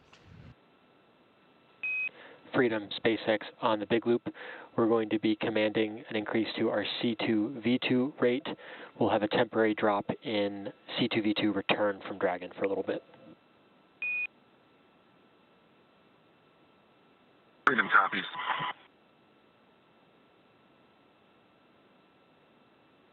C2V2 is the common communication for visiting vehicles. The vehicles you're seeing now are not too far away, about 320 meters away from each other, just outside the keep-out sphere and swinging out and up in front of the station. Now, we talked about TDRS coverage and ground station coverage, but there is a link that allows the 2 vehicles to talk to one another. That's through a system called the Common Communication for Visiting Vehicles, C2V2. On board the International Space Station, NASA astronauts Matt Dominic and Mike Barrett are currently inside the cupola, getting some beautiful views of Dragon making its approach to the International Space Station, but they're also receiving data through this common communication link. Some of the data they're seeing of the range rate, and vehicle status and health are all being transmitted from the Dragon to the International Space Station. Status of that link will be provided over the Dragon to ground and its big loops, Dragon to ground loops and big loops, as we make our way around the Earth and continue with our coverage of the approach and docking.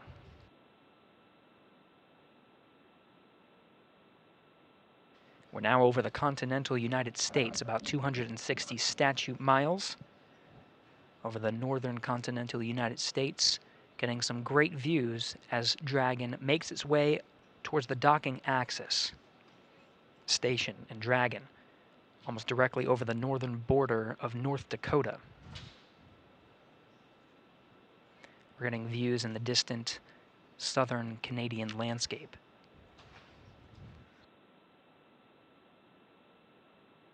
You can see Dragon moving sort of up from this view.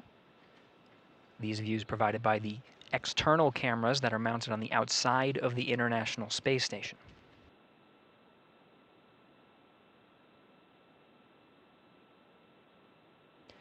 The camera's zoom and focus and aperture are being controlled by flight controllers here on the ground. In fact, here in the room with me at Mission Control Houston, that position is called the Cronus. They have autonomous control of the cameras on the outside and are able to use the pan, tilt, and zoom functions of the external cameras to provide these great views.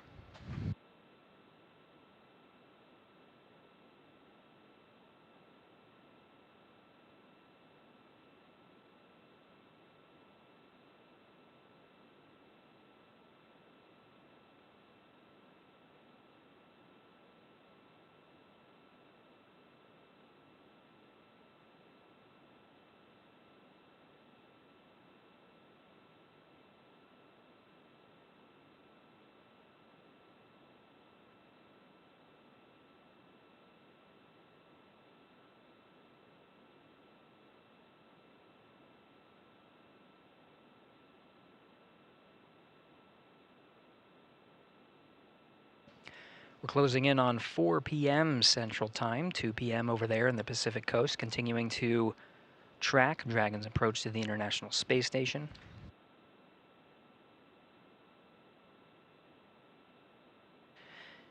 Now getting some distant views on some of northern Ontario, and of course the horizon of Earth. Now this view provided from the external cameras aboard station of Dragon with the nose cone open and the forward bulkhead facing the International Space Station that provides the communication link of Dragon with the nose cone open, forward bulkhead facing the International Space Station that provides the communication link. Very strong link, and some of the forward bulkhead Dracos are now coming into view as Dragon becomes...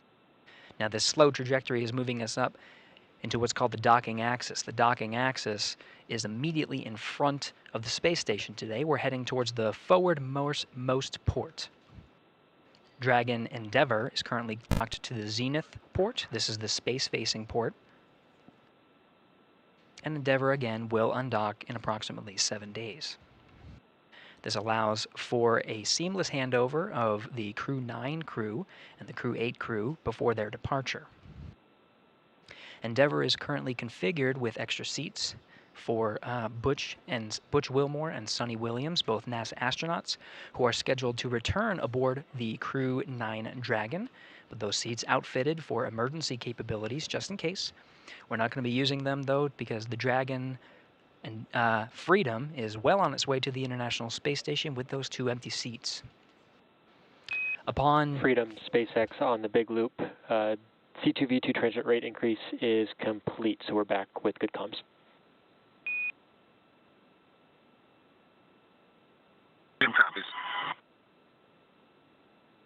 C2V2, again, that communications channel that is a link between the Dragon and the International Space Station. Back to a nominal config.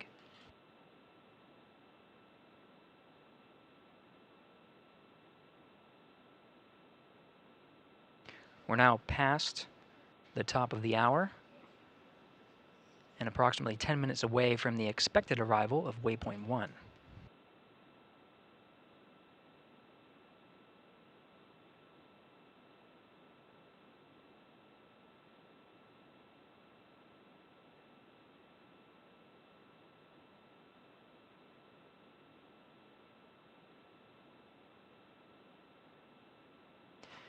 The views you're seeing from the International Space Station illuminating the capsule of Dragon Freedom there are covered by the setting sun, and whereas we approach an orbital nighttime. As the station and Dragon Freedom pass over the western border of Quebec, the terminator line that separates daytime from nighttime is over the Atlantic Ocean. It'll be just a few minutes until the expected sunset, and we'll lose some of the views that we have currently of Dragon Freedom. Now we're getting a flashing light from the center hatch of the exposed forward bulkhead, thanks to the open nose cone. But that blinking light is called a docking light. We'll be seeing those views. As we enter into an orbital nighttime, we'll see some of the navigation lights lit up. This includes the starboard light and the port light, starboard being green, port being red. That will show the relative position and orientation and attitude of Dragon as it makes its approach to the station.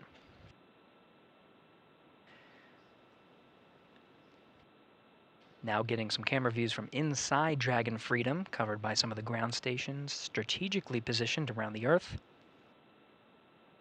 On the center console there, you can see the trajectory of Dragon as it approaches waypoint 1. This will be right when it's right in the middle there. But the trajectory that you see that's curved is part of potential breakout maneuvers, which would be calculated at any point in Dragon's approach to the International Space Station to ensure the safety of the crew.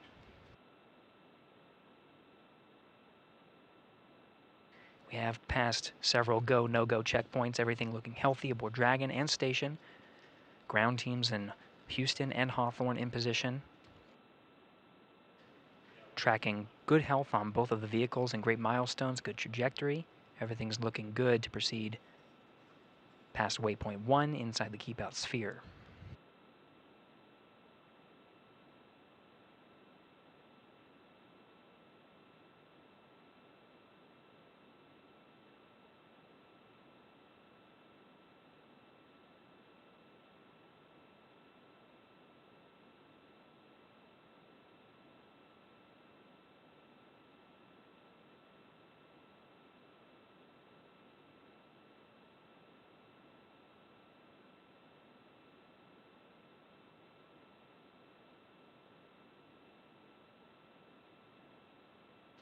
In the view on your right, we're starting to come up on a view of the International Space Station from the docking axis. Not quite there yet. We're expected to be there in about 6.5 minutes. So we're right immediately in front of the International Space Station. From there, we'll make our slow and methodical push in towards the docking axis through several waypoints. Waypoint 1 being, of course, meeting at the docking axis immediately in front. Waypoint 2 being inside the keep-out sphere.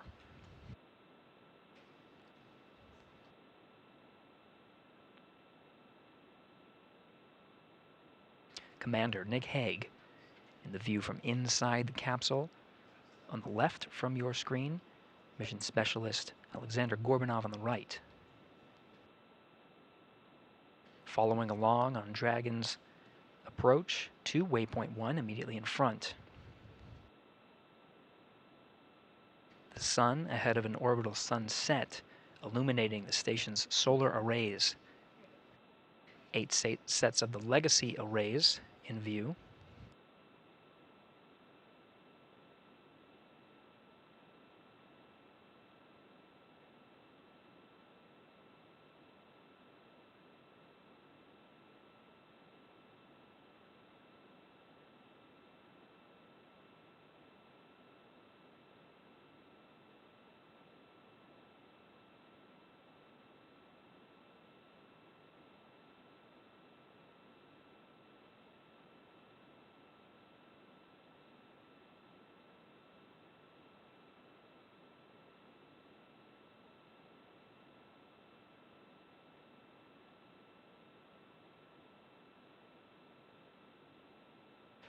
We're inside 5 minutes from the expected arrival of waypoint 1.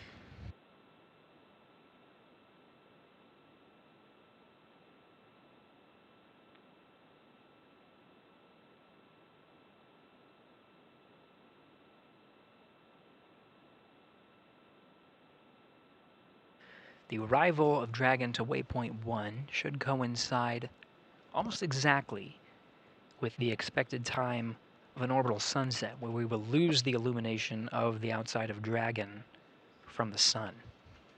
If this is the case, right when we hear the call up on the big loop that we have passed waypoint 1 and have begun what's called approach 1, this is the burn that actually allows Dragon to start moving inside the docking axis towards the keep out sphere, we might lose some of the illumination of the spacecraft, in which case you'll see some of the navigation lights, the green and the red lights.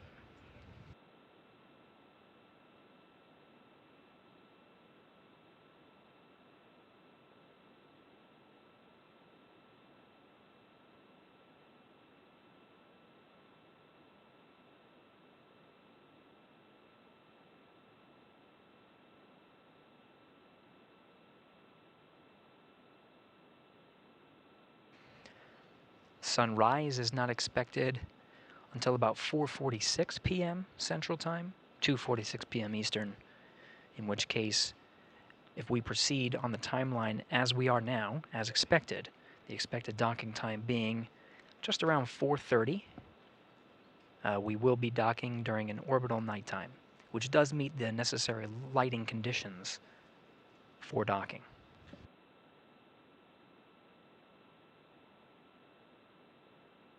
Waypoint 1 arrival in just a little more than 2.5 minutes.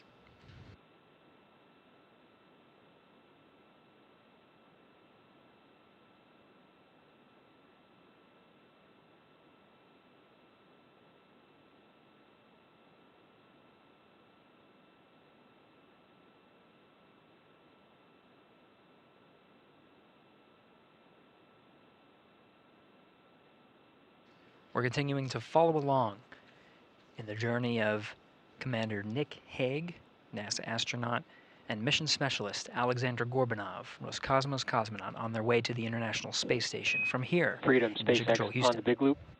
Approach 1 and soft capturing extension will begin shortly. Dragon will continue approach to waypoint 2.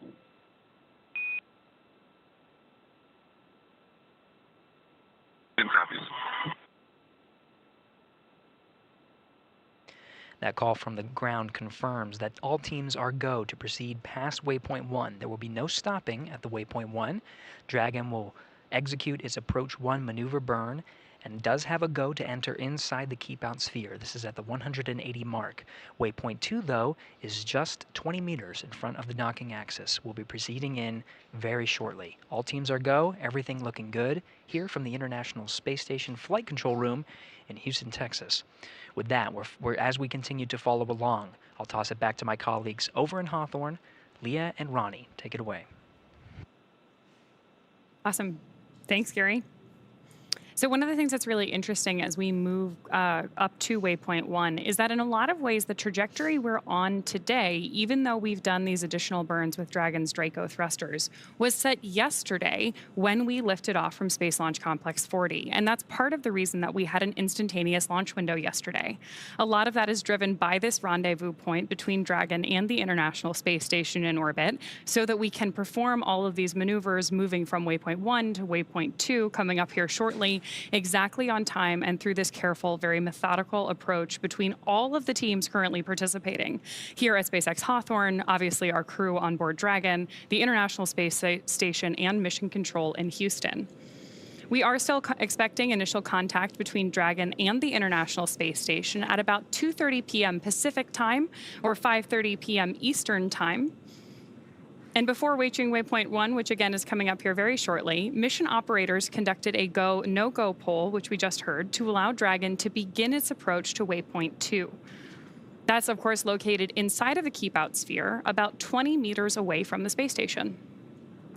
Yeah, so again, like you just said, Ronnie, standing by to arrive at waypoint 1. However, we did hear the call that we will not be stopping at waypoint 1 today. There's always the option there if we wanted to stop at waypoint 1, and that brings us up and in front of the International Space Station, puts us on the docking axis, meaning we are right in front of Node 2, which is our docking port today, also known as Harmony.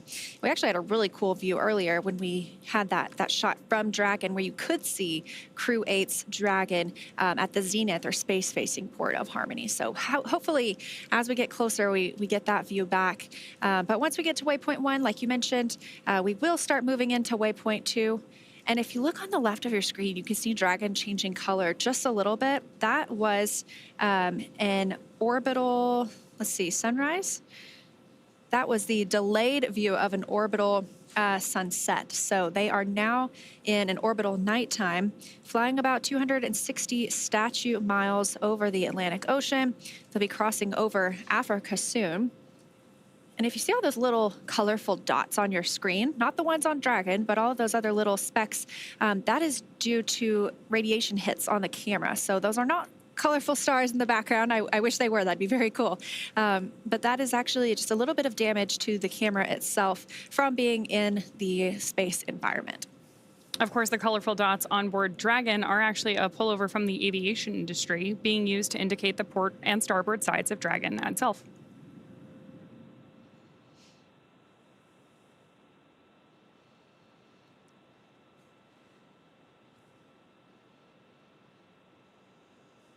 We've talked a little bit about the, obviously, Dragon Freedom docking today with Crew-9, and then the Dragon with Crew-8 that arrived and is at the zenith port of the Harmony module. But there are other visiting spacecraft on the space station right now.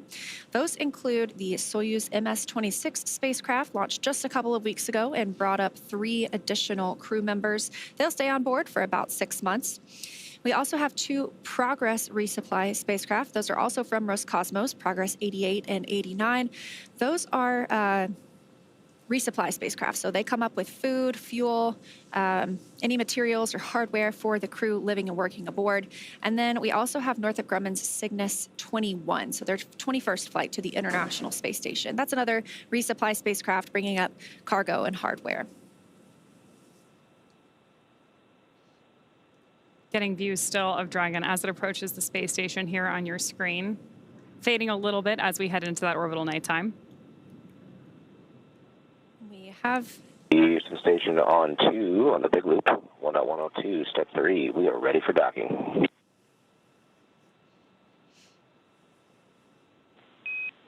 Houston copies, and at waypoint 2, Dragon will hold for approximately 5 minutes.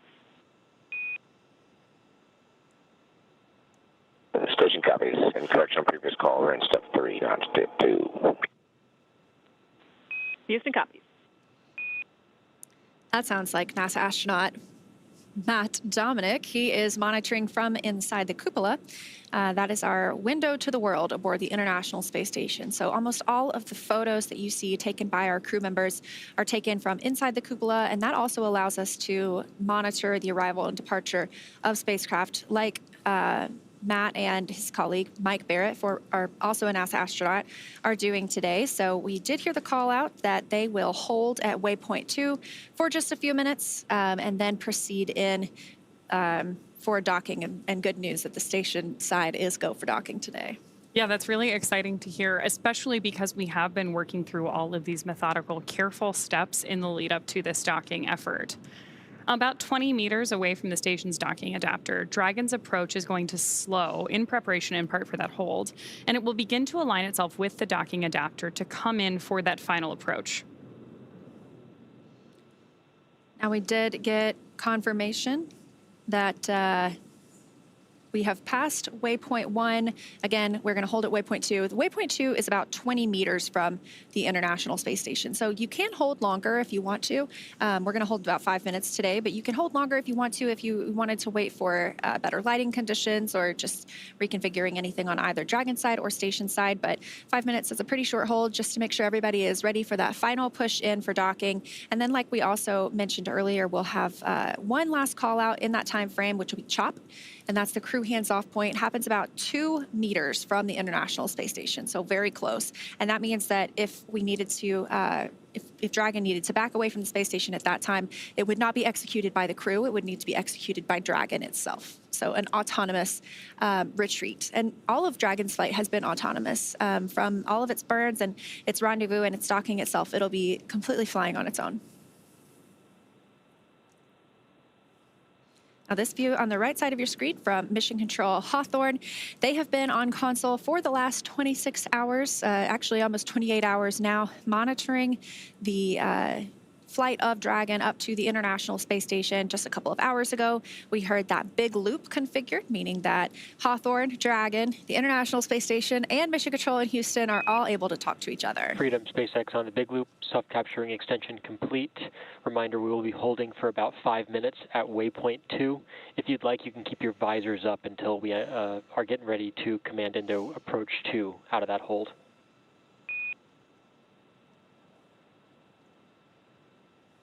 And Freedom copies, good sub-duck ring extension. We're going to hold at waypoint 2. We'll keep visors up until then. And just to let you know, we are, station's pretty dark in the center line camera, looking at thermal until we get in closer. SpaceX copies. Sounds good. And yeah, expected for the lighting conditions and eclipse now. Should brighten up in approach 2 on center line.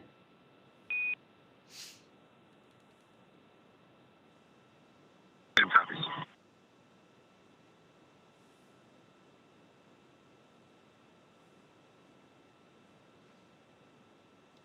Good confirmation there from Mission Control that we obviously have our Crew-9 astronauts suited up and waiting to approach that waypoint 2.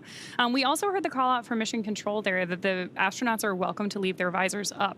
One of the things that's pretty cool about the IVA suits is that they are fully integrated and tailored to the astronaut who is wearing them.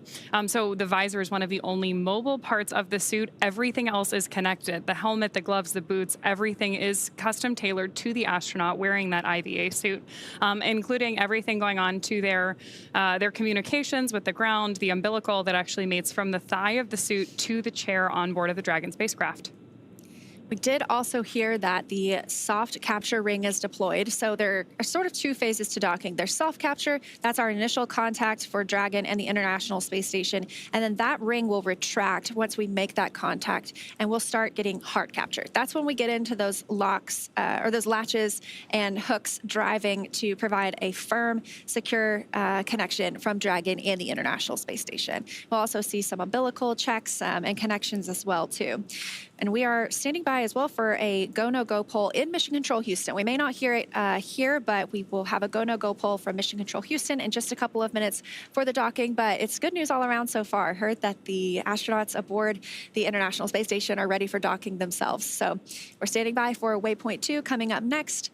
We may dock a little bit early today. We were targeting around 2:30 Pacific. That could happen about 2:26 p.m. Pacific time. So early is good. Early is good. That's great. One of the other things we're hearing as we hear chatter back and forth between Mission Control are these beeps as comms begin, both outbound and inbound. Those actually date back all the way to the early days of human spaceflight and are known as Quindar tones. They used to effectively be radio signals that we had comms coming in and out.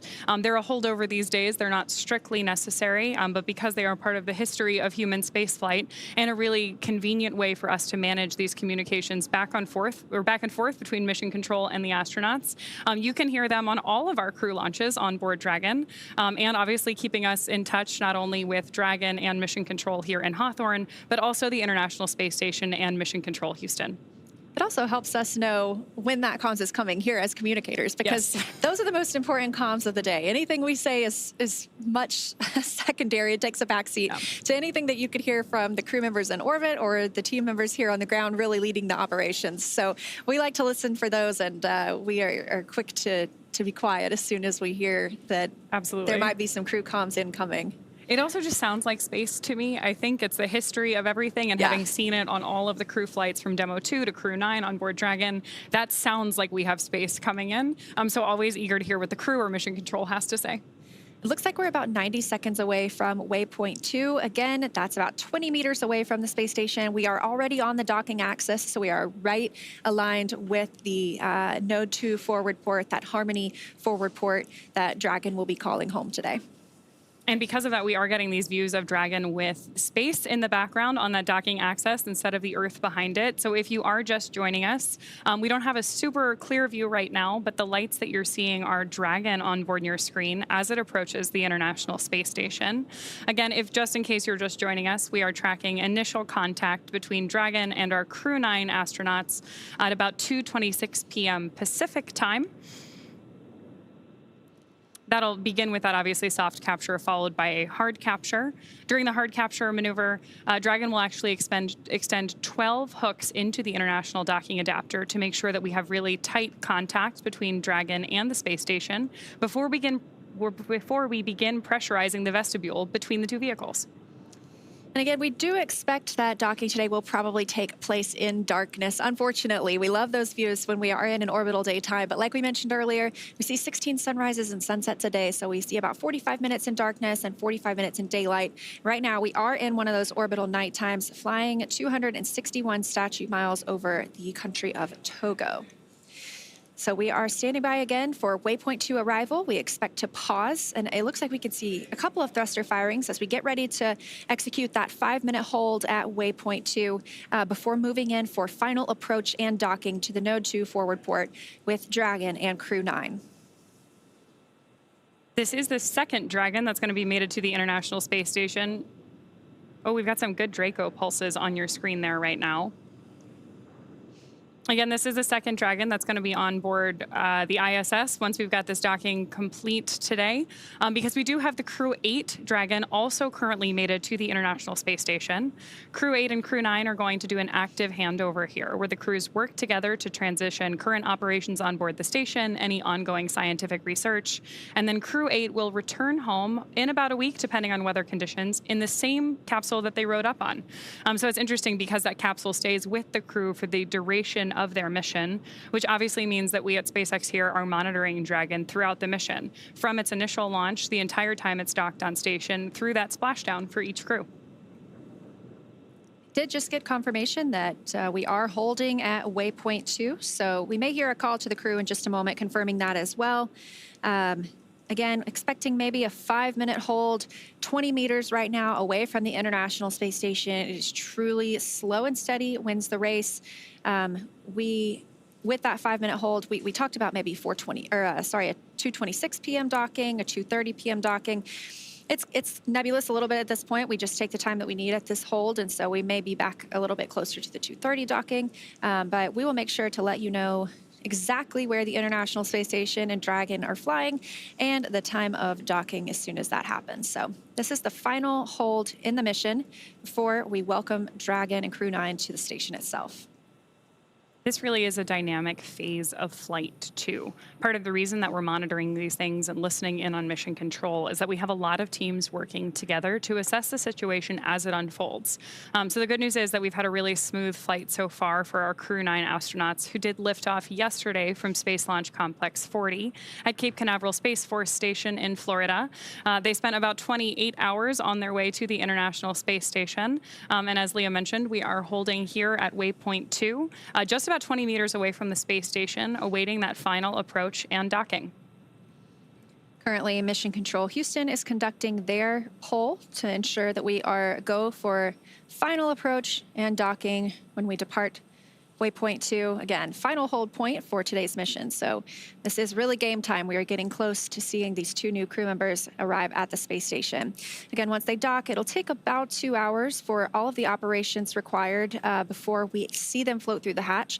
That includes vestibule depressurization. That's the space between Dragon and the International Space Station itself. And right now it is exposed to vacuum so that Dragon can dock. So Freedom SpaceX on the Big Loop. Ground is go for final approach.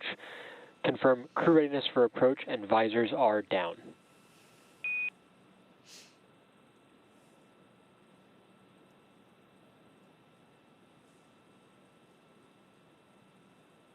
And SpaceX Freedom, visors down, we are go for docking. SpaceX copies. As a reminder, once Dragon is inside the crew hands-off point, retreat and breakout are not permitted.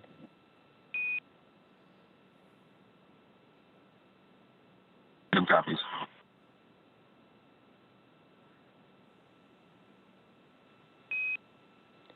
And Freedom SpaceX, we are resuming approach.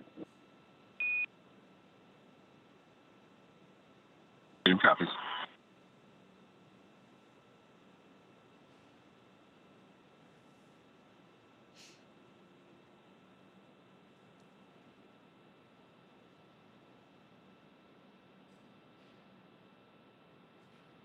Awesome news there from Mission Control, and of course hearing our Crew-9 astronauts on board Dragon that we are go for docking.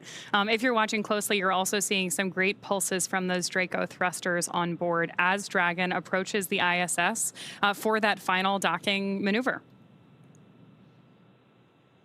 Again, that was the final hold, and we heard the communications that we are go for docking and have resumed that approach. So we will not hold again. And they discussed CHOP, which we mentioned earlier, the crew hands-off point. That's within 2 meters from the International Space Station. Station Houston on the big loop. Dragon is on final approach and is go for docking. Monitor per steps 5 and 6 in 1.102. Dragon approach and retreat monitoring. Station copies, step 5 and 6. So those sound like similar communications, but the first was to the crew on Dragon. The second is to our crew monitoring in the cupola, and you heard them reference what they should be looking at, any procedures that they're referencing during this dynamic phase. And we're continuing to see Dragon get closer to the International Space Station, now about 17 meters away from the docking port. Again, we do expect to be in an orbital nighttime during docking, but this is a pretty cool view as you can see a camera coming from Dragon and focusing on the docking port itself. So it looks like we are properly aligned with that Node 2 forward port as we continue to approach, now just 15 meters away.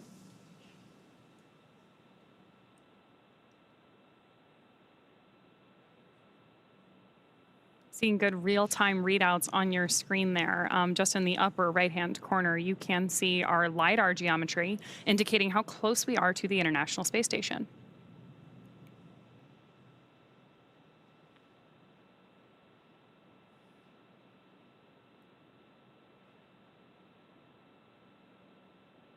LiDAR, of course, stands for Light Radar, and it is used in maneuvers like this in space to help two spacecraft meet each other. And that helps us to not need daylight when we are executing these maneuvers. So again, I mentioned this is happening in the dark. We can hold and wait for different lighting conditions if we needed to, but because we have this LiDAR technology, we're able to continue moving in. And like you mentioned, Ronnie, if you look in the top left, you can see we're now just about 10 meters away from the International Space Station. Oh, confirmation from the crew, 10 meters away. 10.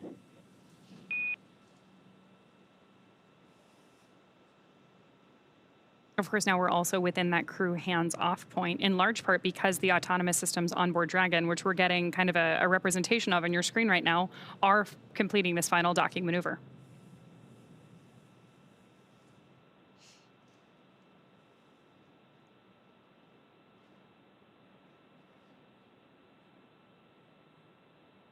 Looks like just about 7.5 meters to go.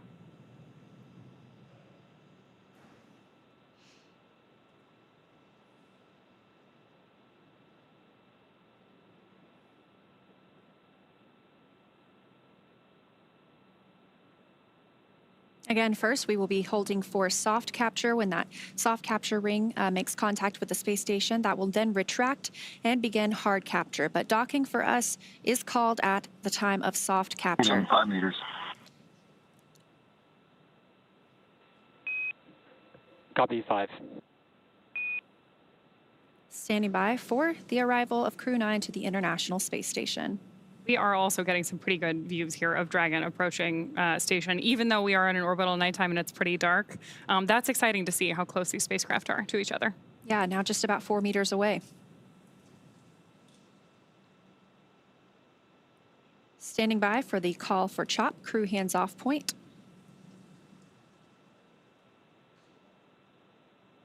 Freedom 2 meters, hands off.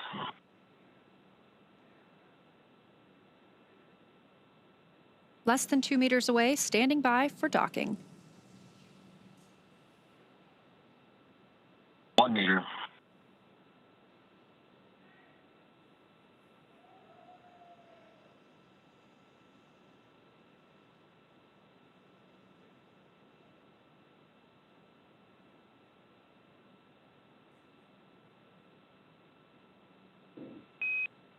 Freedom, SpaceX on the big loop, soft capture confirmed.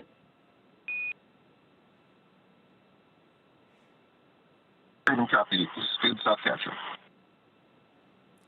Crew-9 has arrived to the International Space Station, docking confirmed at 4:30 p.m. Central Time, 5:30 p.m. Eastern Time over Botswana.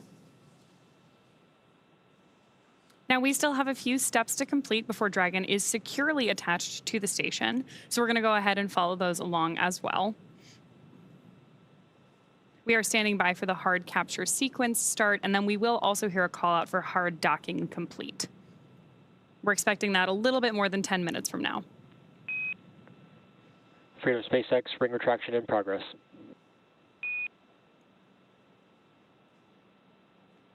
Freedom copies. Retraction in progress. Again, they're referencing the soft capture ring that will slowly retract and bring Dragon closer to the International Space Station. We'll get into that hard capture sequence with the hooks and latches, providing us a hard docking, and that happens about 10 minutes after docking itself. Again, Crew-9 arriving at the International Space Station as the station and Dragon were flying about 265 statute miles over Botswana, 4:30 p.m. Central Time, 5:30 p.m. Eastern Time.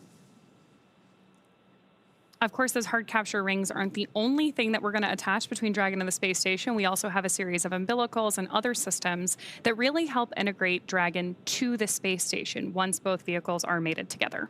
And this continues to be a I don't want to say slow, but a methodical process of bringing the crew on board the space station. So yes, we do consider them docked at this point. We are awaiting for that hard dock to be confirmed, but we will still have a couple of hours before we actually open the hatch and see the crew fly through. So NASA astronaut Jeanette Epps on the space station side is going to be prime. She's the lead for pressurizing the vestibule, that space between Dragon and the station hatch that will be opened and allow the crew members to fly through it and join their new home for the next 5 months.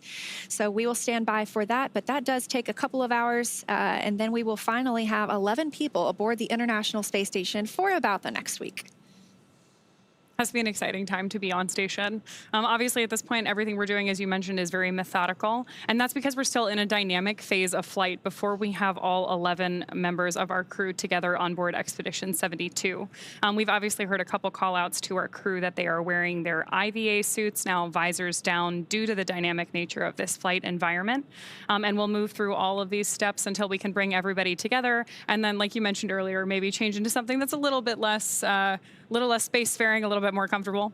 Yeah, we'll probably see them float through in something like their flight suits. You know, NASA astronauts typically wear blue flight suits, so we'll see what they show up in today. But I am definitely looking forward to seeing them float through the hatch. Now, again, we only have 2 crew members on Dragon today arriving, and the 2 empty seats that were with them will be occupied by NASA astronauts Butch Wilmore and Sunny Williams upon their return sometime next February. So we will be excited to see them back on Earth as well. So it's about a 5-month stay for NASA astronaut Nick Hague and Aleksandr Gorbunov, who have just docked to the International Space Station. Again, that happening at 4:30 p.m. Central, 5:30 Eastern, just about 4 or 5 minutes ago now.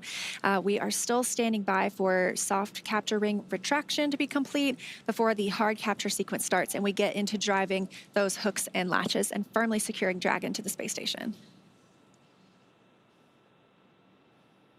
If you joined us during our webcast yesterday, you know that these hooks were actually exposed when we opened the nose cone shortly after Dragon made it to orbit. That's one of our major milestones during our launch event. We did have an on-time liftoff yesterday from Space Launch Complex 40, followed by Freedom, SpaceX, ring retraction complete, docking sequence holding for MCS reconfiguration.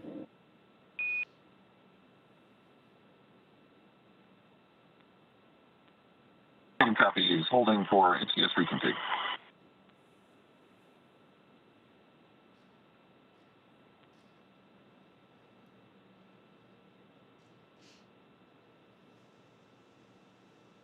So confirmation that the soft capture ring, that first step in the docking process, has completely retracted. We will soon move into the hard capture process. Sounds like they're standing by for reconfiguration before doing so. But you can hear that the crew on Dragon are still speaking with the core here in Hawthorne, the crew operations resource engineer. So once they float into the hatch, though, they really become Expedition 72 crew members, not just Crew-9 crew members. And they will start communicating almost solely with the flight director the Capcom in Houston. That's the capsule communicator. Really serves the same role as what we have here in Hawthorne with the core. That's the single person in the room that communicates with the crew. That keeps all of the communications streamlined, so you don't have a ton of different voices at different consoles. Station Houston, on the big loop, MCS configured, proceeding with hook driving. Station copies. There's confirmation there that we are moving forward with that hard docking and that we're talking over the big loop. So as you mentioned earlier, right now we're all communicating each team with different key personnel to minimize the amount of crosstalk that we have, but everyone can hear each other. The big loop does include mission control here in SpaceX, mission control Houston, the Dragon spacecraft, and the International Space Station. And I can see that we do have those hooks starting to drive. There are 2 sets of 6, so we'll have 1 set of 6 that will listen to here is complete before they start driving the second set, and that really secures that Crew-9 has arrived at the space station. And we're getting good views of Crew-9 on your screen right now. Looking over their shoulders at their displays, obviously giving them information about their status as we continue to perform this hard capture sequence with the International Space Station. And they're able to monitor the entire flight all the way from launch yesterday, 10:17 a.m. Pacific, 1:17 p.m. Eastern, all the way through the docking process right now by watching those screens that you could see. It's 3 monitoring screens, or 3... It is 3 monitoring screens. Display screens, yeah. Yeah, there you go. And so they have the opportunity to continue monitoring there. However, they do also have the ability to take over and manually command the spacecraft if they needed to. But we didn't see that on this flight. It was a pretty smooth ride uphill for Dragon all the way to docking at the space station. Again, about 7 minutes ago now. We are continuing to watch the hooks drive and secure us to the International Space Station. Looks like we should have just about 5 minutes until we have confirmation of that hard docking completion. Currently expecting that at about 2:43 p.m. Pacific time.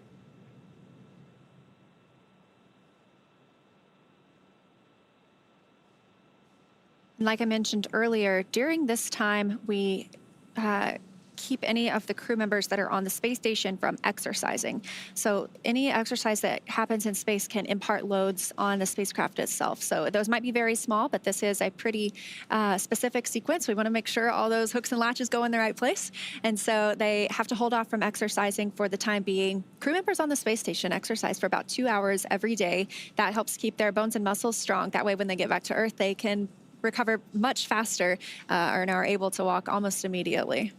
That's incredible. There's a lot of very cool exercise-focused research going on board the International Space Station, as I understand it, including both a treadmill, a stationary bike, lots of different ways to keep them strong, even in microgravity, before they make it back down to Earth. Yeah, absolutely. And I think it's another one of those things that proves how important what we do on the space station also is for benefits here on Earth, because what we've learned is also kind of a look into people who deal with osteoporosis or their bones, deteriorating because without lack of exercise in orbit, we're using our bones and muscles just to stand here right now, but you really don't when you're in space. So you have to do that continued exercise. And so what we're able to learn in space about exercise and the importance of it, we can also look to apply back here down on Earth from people who struggle with osteoporosis as well.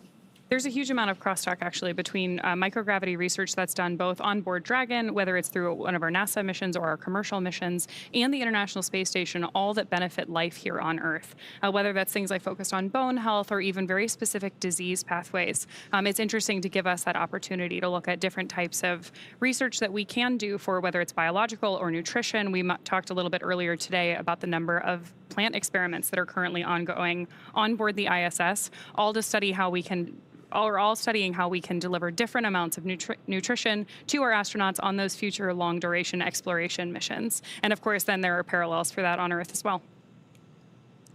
It's been 10 minutes since our docking today, and I see the first set of 6 hooks are now fully driven into the International Space Station, and the second set is now driving. So we are in the process of hard docking. Again, that takes about 10 minutes after docking, so we anticipate seeing that complete soon. But we did dock today, really right on the target time, 2:30 p.m. Pacific time, 5:30 p.m. Eastern time. That's really incredible, too, because even though we mentioned it earlier, it bears repeating. We hit that 2:30 p.m. today because we had an on-time liftoff yesterday during an instantaneous launch window. This entire approach to the International Space Station is carefully... SpaceX hard capture complete. Oh, confirmation of hard capture. That's great. Standing by for umbilicals as well. Copy, hard capture complete. Welcome aboard, Freedom. Of course, now that Dragon has completed the docking sequence, the spacecraft needs to undergo a handful of checks, including hooking up that umbilical. I know you've been waiting a while.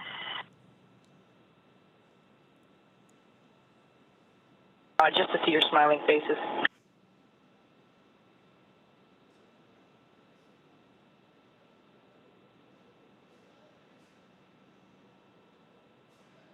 Once we get those checks complete, we'll obviously be able to get those crew members united on either side of Dragon and the ISS right now.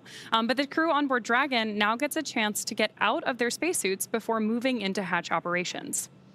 That's right, and things will be picking up inside the station too as NASA's Jeanette Epps gets the hatch on the station side ready to be opened. She's going to start pressurizing that area known as the vestibule between the Dragon and the station hatches.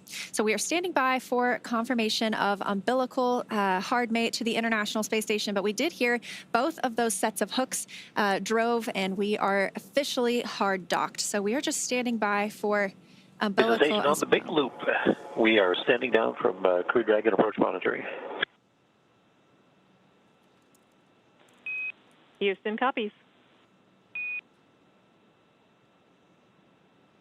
And deconfigured work.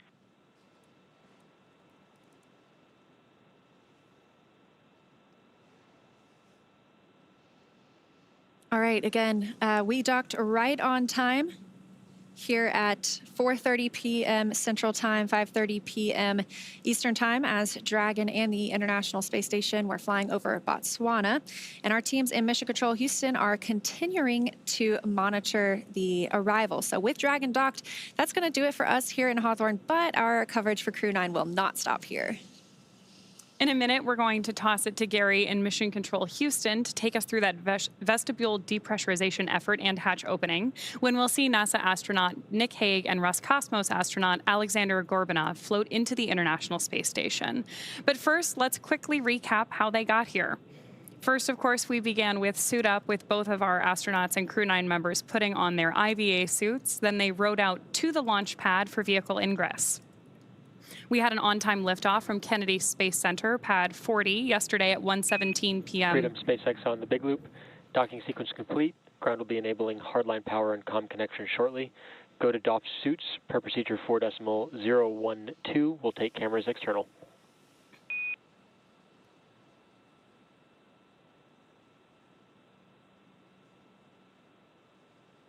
SpaceX Freedom copies. A little bit broken there, but you're putting in hardline comm. You gave us a go for suit doffing. Affirm, Nick. Docking sequence is complete. We are enabling hardline power and comm connections.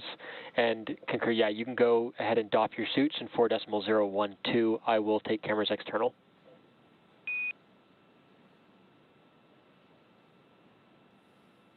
Okay, copy that. We're starting to doff our suits, and you'll go external. Thanks.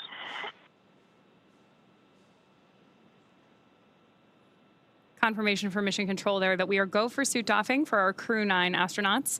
Again, we are following up from a successful on-time launch yesterday from Space Launch Complex 40 at 1:17 p.m. Eastern.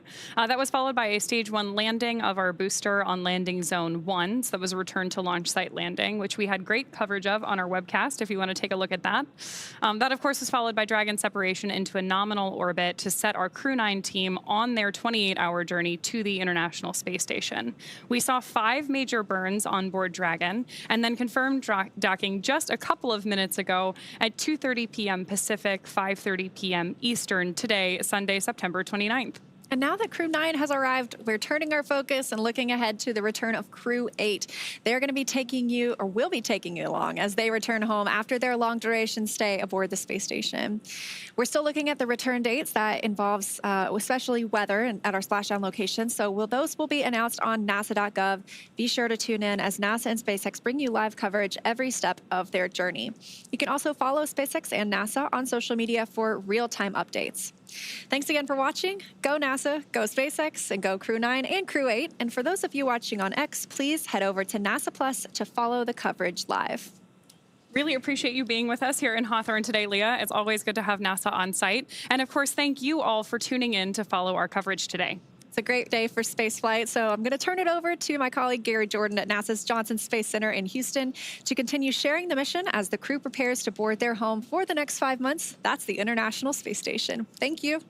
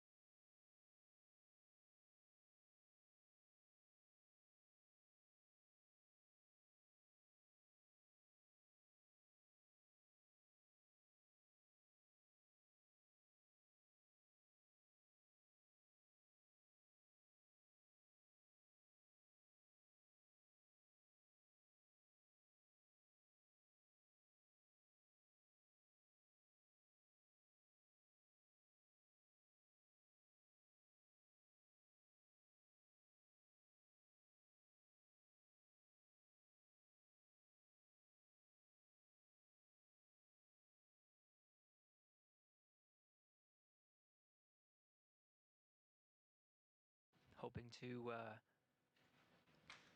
beat that gap so we can see some of the crew members enter. But we will be providing continuous coverage through that hatch opening and when the crew are formally welcomed on board the International Space Station. There will be a formal ceremony. In this shot that you're seeing right now, you can actually see the bell, ceremonial bell, which will be rung upon the ingress of the 2 crew members on board Dragon Freedom, welcoming them and joining Expedition 72, rounding out 11 members of 72.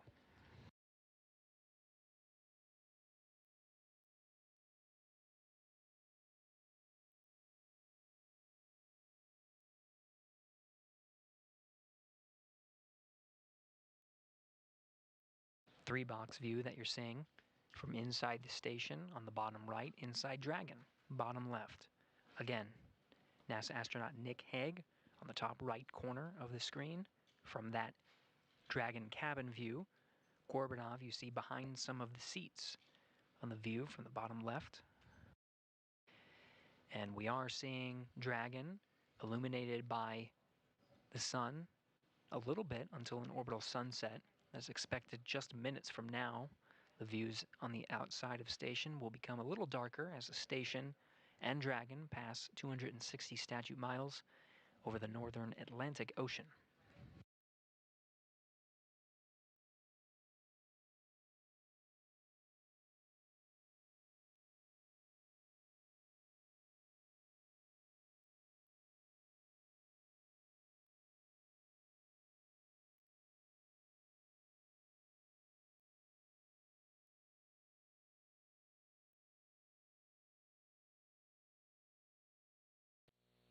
More Expedition 72 crew members starting to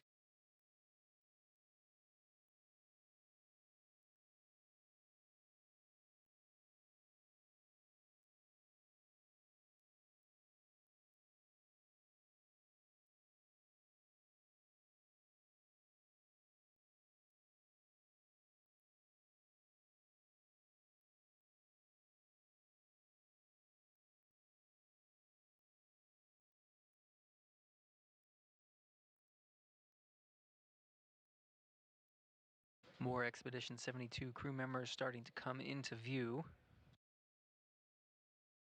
In the red shirt there on the left, Roscosmos cosmonaut Aleksandr, former crewmate of Nick Hague. On his Soyuz flight to the International Space Station, they rode together aboard a Soyuz to the International Space Station and joined for their expedition before returning, now reunited in space.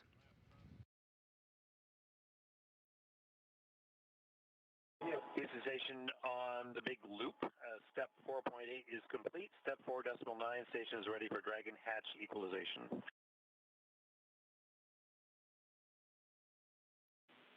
We copy, Mike. We are not quite ready on our side. We'll let you know when we are. Holding at 4.9.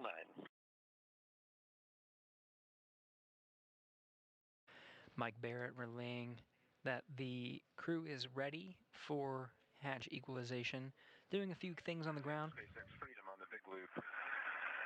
Crew's holding in 4.9. We're ready for the hatch to come open.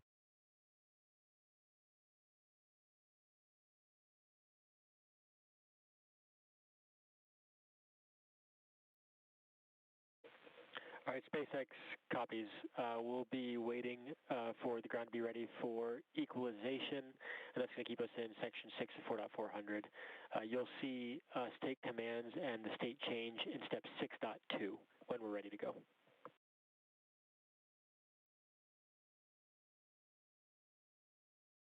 And copy that. And just a question on estimate on how long that'll take. We're coming up on our hour of drying time.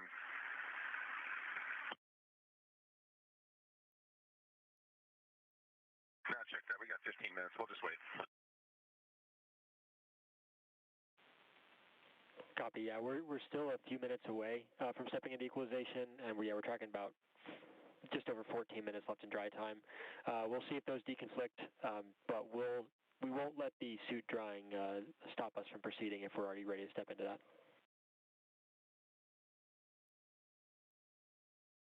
Okay, copy all.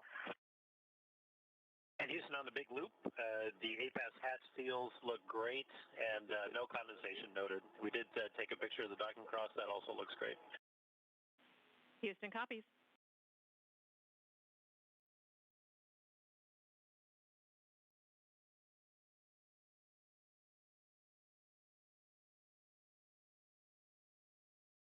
Crew aboard Station and Freedom, eager to open up that hatch. Just need to make sure everything's set on the ground. Teams are carefully analyzing all the data to make sure they are ready for that hatch equalization. In the meantime, you saw the crew did an inspection of the APAS hatch, the one that's open there in the background, just on the far end of the pressurized mating adapter. That has again been outfitted for safety precautions with claws. The docking cross has been removed, an obstacle from egress. In addition to noting and inspecting the APAS hatch, taking photographs for the ground to analyze, the crew did report that the APAS hatch looks great. Good news. And allows for the teams to continue towards an on-time opening of the hatch and welcoming of the crew aboard the International Space Station. Again, Hague in the background of the Dragon cabin shot. Gorbunov there in the foreground. Aboard in Node 2, International Space Station on the right, NASA astronaut Don Pettit, part of the Soyuz crew that recently arrived aboard the International Space Station, commanded by Aleksandr.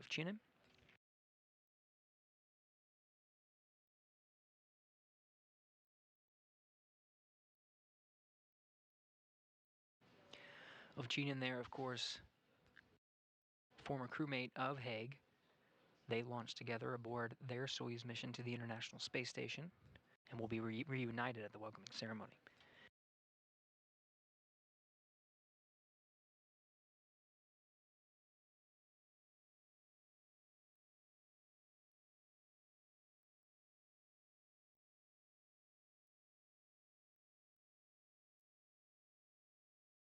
Hague and Ovchinin did, of course, have an abort after the launch of their Soyuz MS-10 mission.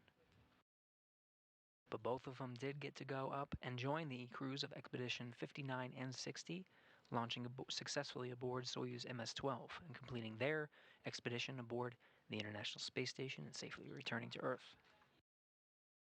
Again, the two reunited in space.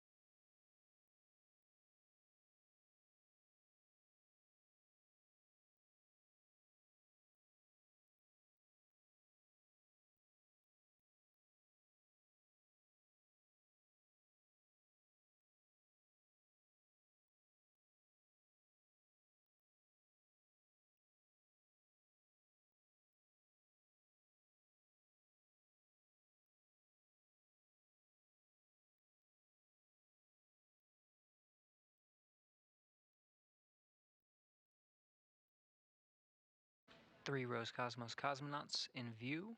On this view on the right, who recently came through the pressurized mating adapter, was Ivan Wagner Alexei Ovchinin, now making his way through pressurized mating adapter. Aleksandr Gorbunov, currently taking the frame in the black shirt. All Expedition 72 crew members will be present when Nick Hague and Aleksandr Gorbunov ingress the International Space Station. It's part of a formal welcoming ceremony. We'll continue our coverage until the crew and the ground teams have an opportunity to provide remarks during that ceremony. Right now, again, the Node 2 hatch in the foreground of this view, as well as the APAS hatch, both on the International Space Station side that's in the background, much further into the pressurized mating adapter. Both of them are open. As the teams in space now, both on the International Space Station side as well as the Dragon side, both ready for opening up the final hatch.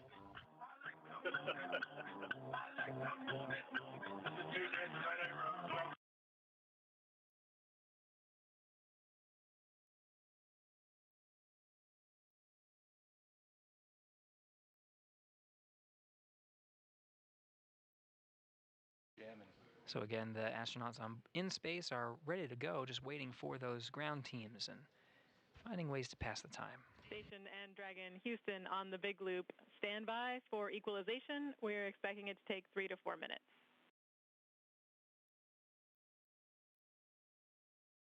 Okay, copy that. Jim copies.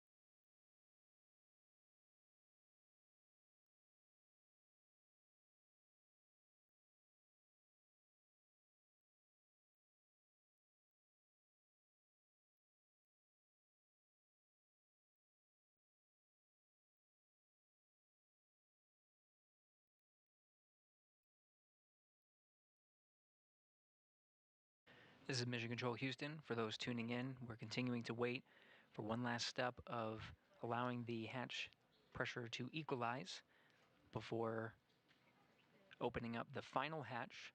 We've been working through hatch opening sequences over the past hour or so, about an hour and a half since docking at 4:30 p.m. Central Time. The ground teams have instructed the astronauts on board to wait until equalization is achieved before proceeding to open up with the hatch. Hoping to hear that call momentarily. This is a view from inside Dragon Freedom. NASA astronaut Commander Nick Hague in the background there on the comms. Mission specialist Roscosmos cosmonaut Aleksandr Gorbunov there in the foreground.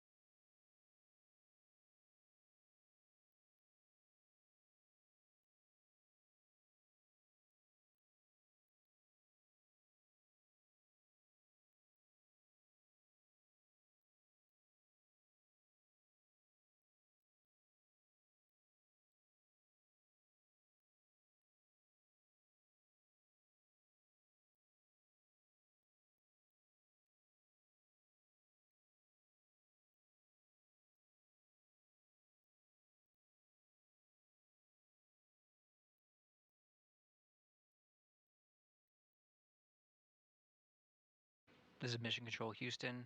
You're getting views from both inside the Dragon Freedom cabin as well as from inside the International Space Station Node 2.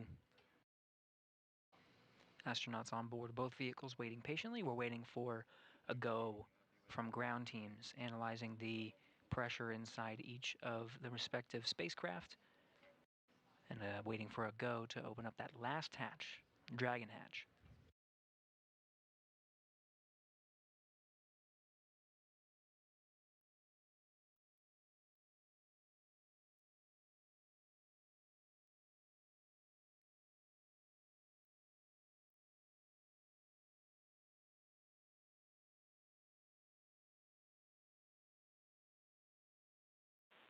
Freedom, SpaceX for suit dry.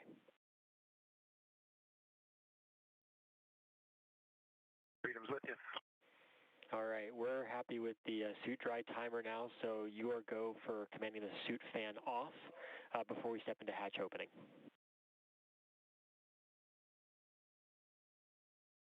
Okay, copy that. We'll turn off the suit fan.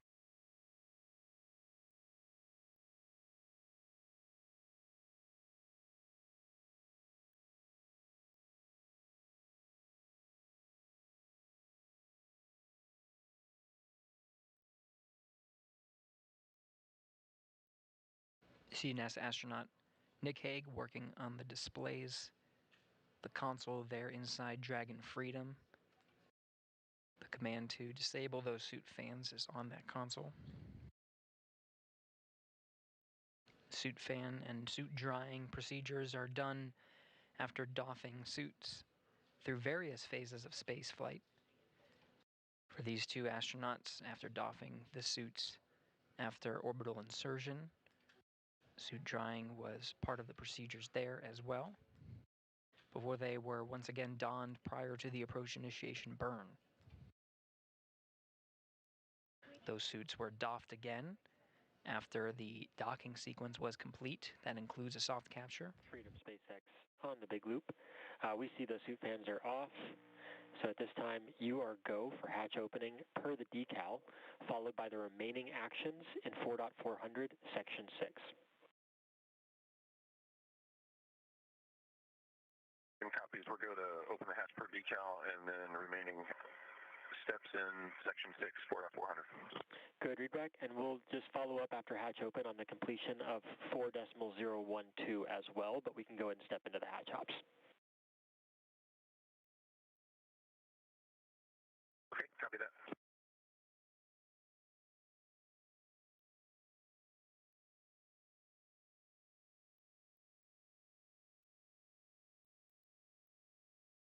With that from the SpaceX mission control teams in Hawthorne, California, relaying that the suit fan command has been successfully initiated and they are go to open up the hatch. We got a great view from inside the space station here, and we're starting to see it illuminate.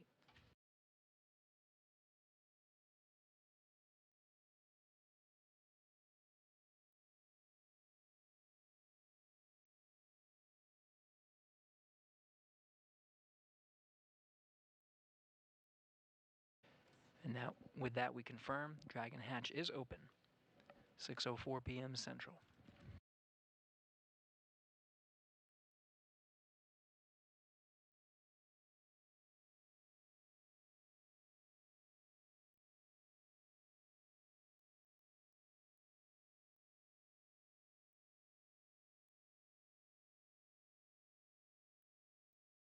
SpaceX Freedom hatch is open. Copy, hatch open.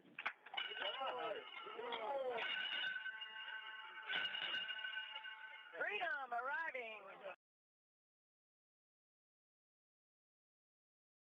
The bell has been rung. Aleksandr Gorbunov, the first through of Crew-9, being welcomed by Expedition 72. Next up is Crew-9 Commander Nick Hague. Crew-9 now aboard the International Space Station and joining Expedition 72.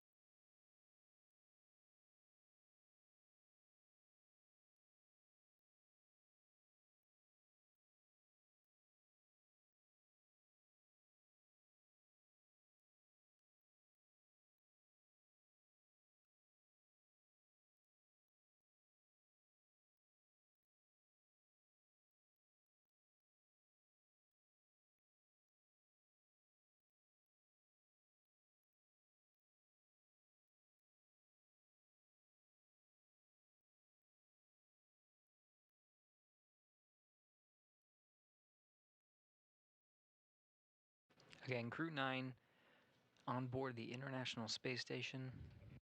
That ingress coming shortly after the hatches were opened at 6:04 p.m. Central Time, being welcomed by the crew of Expedition 72.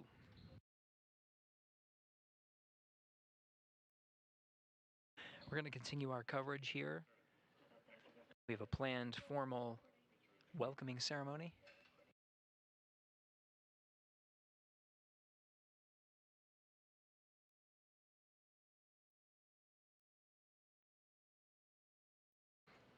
However, we are coming up on an expected gap in our video communications from the International Space Station. So just as the crew was patient with the hatch opening operations, we will be patient with the crew, setting up for the welcome ceremony when we recover that video just around shortly after 6:30 p.m. Central Time.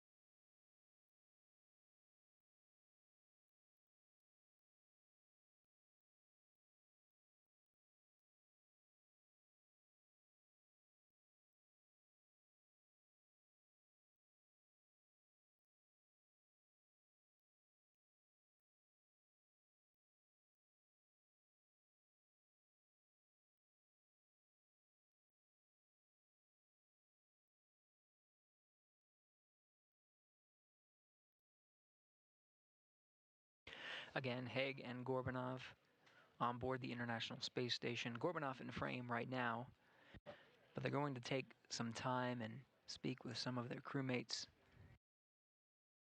But we will be continuing our coverage through the formal welcoming ceremony.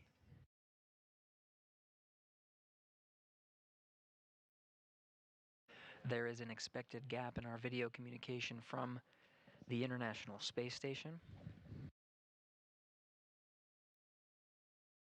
So we'll continue our coverage until that video is regained. Begin our coverage of the welcome ceremony shortly after we regain that coverage, expected just around 6:30 p.m. It'll take some time for the crew to get set up and in position. We'll do a couple of technical checks and be right on our way. But in the meantime, stay tuned for the formal welcoming ceremony of Crew-9 to join Expedition 72.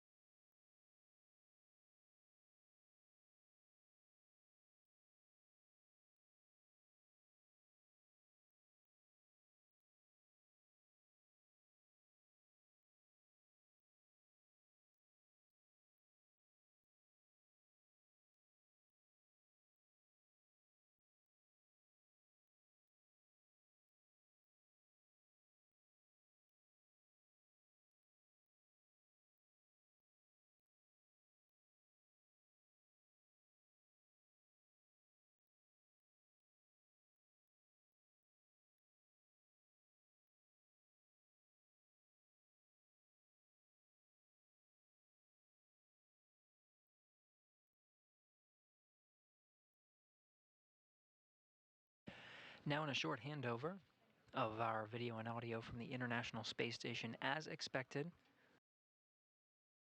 This was tracked before we initiated a go to proceed with the formal welcome ceremony. Wanted to make sure we got good views from inside.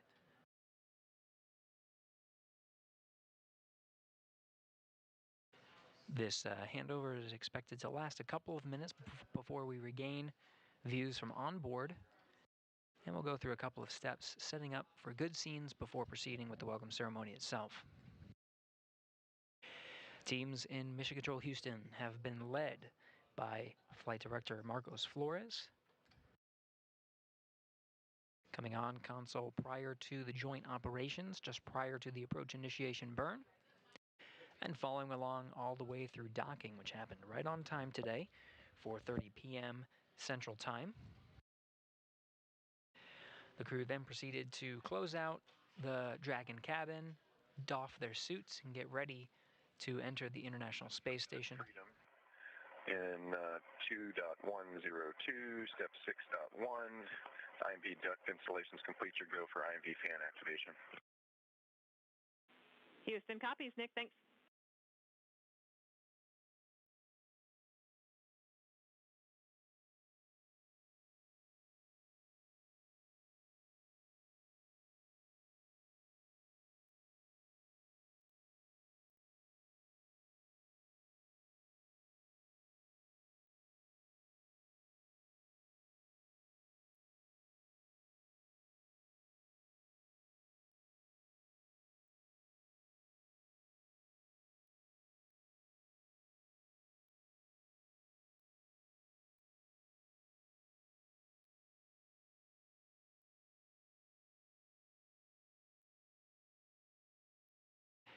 Getting views from on board the station now. Before the formal welcome ceremony, just getting a head start on some of the procedures.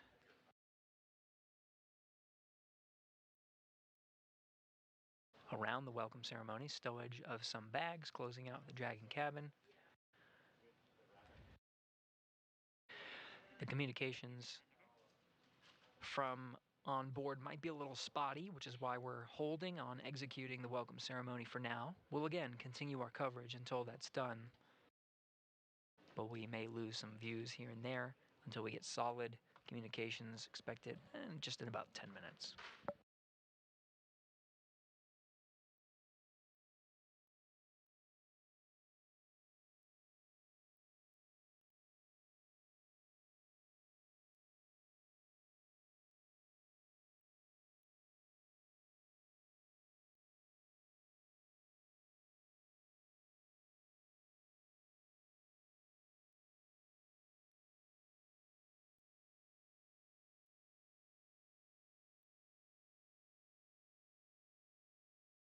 I'm assuming it's The two Dragon commanders now inside Freedom.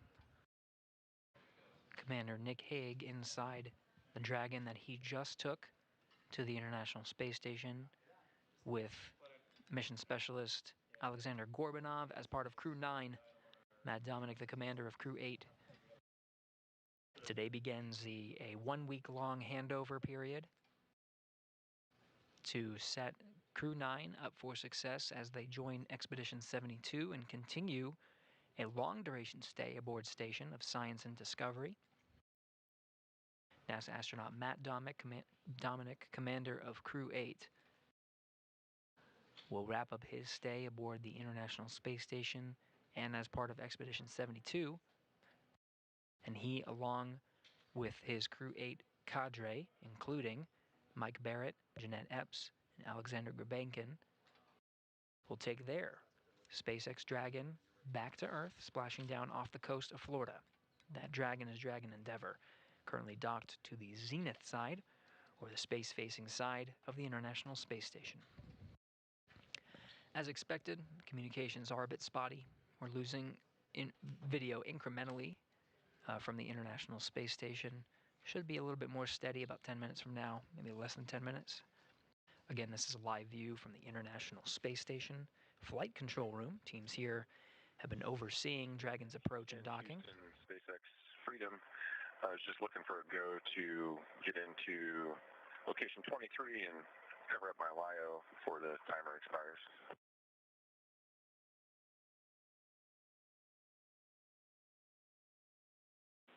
Checking, Nick.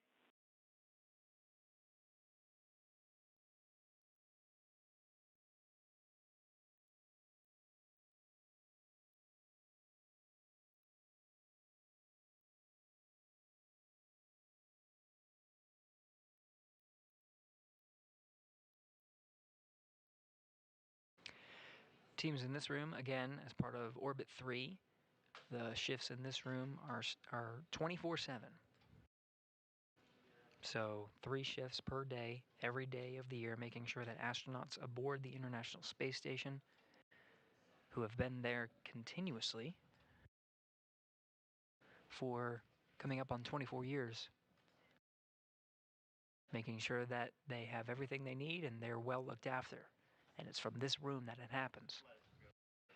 Marcos Flores is the flight director overseeing the operations today from approach and docking. Houston on 2 for Nick. We are go for step 6.3. Copy, go for 6.3. Thank you. Commander Nick Hague of Crew-9, NASA astronaut, proceeding with some of the closeout duties of the Dragon cabin ahead of our welcome ceremony. Again, Marcos Flores is the flight director today on the bottom of the screen. Tess Caswell is the voice from here in Mission Control up to the crew. She's the one communicating from Houston up to the crew.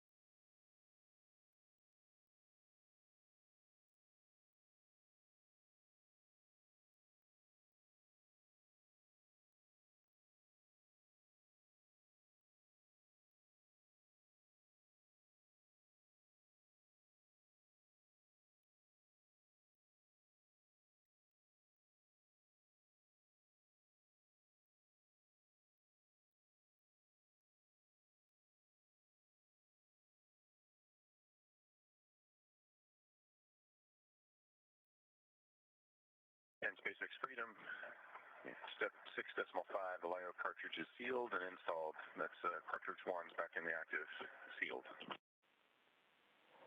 All right, Nick, SpaceX copies. LIO 1 is back in the active slot, but is sealed.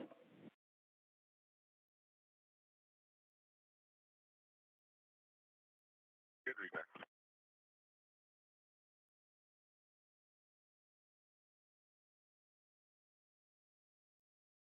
We're hearing conversations about the LiO cartridges. These are lithium hydroxide cartridges that provide scrubbing of carbon dioxide from the atmosphere. Station Houston, on to any available crew for PAO scene setup.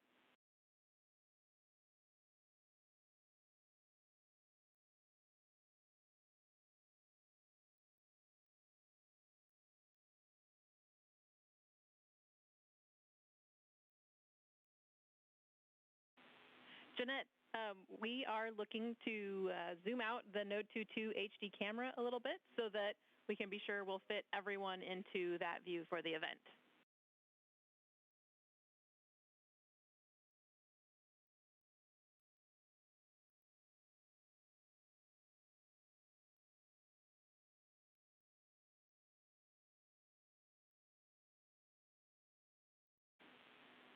We will take you up on that, Jeanette. Please move it back a little bit so we can get a wider field of view, make sure we can get everyone into the frame. Thank you.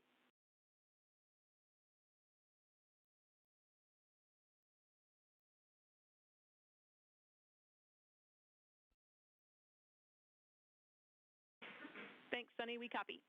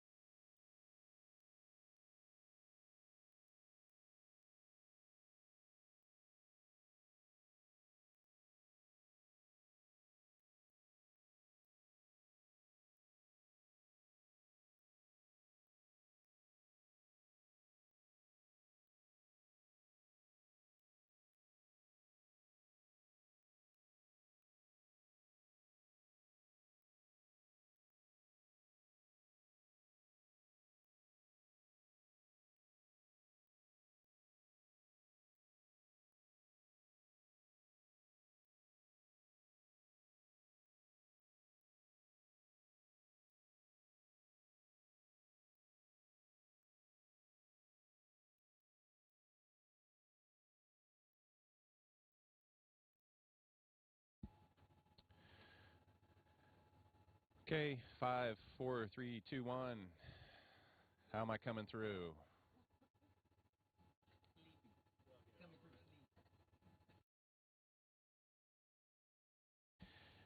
Probably still need me to talk longer so you can see if we got sync. Oh, I knew. 10, 9, 8, 7, 6, 5, 4, 3, 2, 1. Hello to all my friends in the PAO office.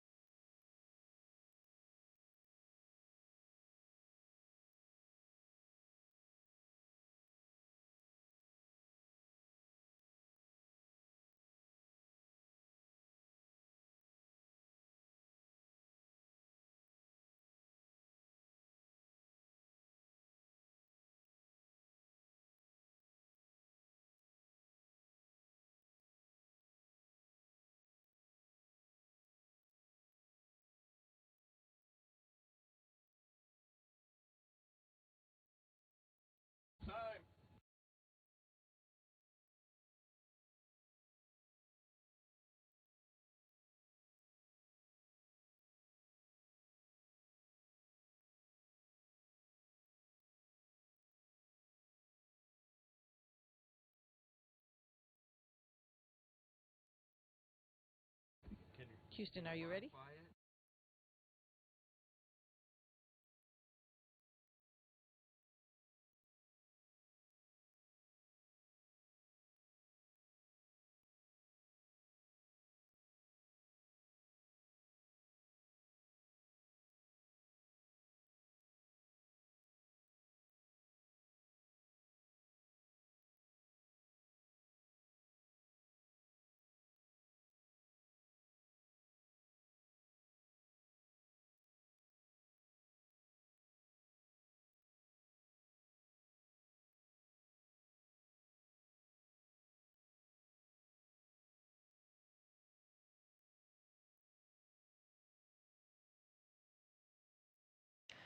This is Mission Control Houston. Crew is standing by to begin the welcome ceremony, just configuring a few technical things on the ground to enable all crew members and on each of the control rooms to be able to hear the welcome ceremony. Just stand by a few minutes. We'll be beginning momentarily.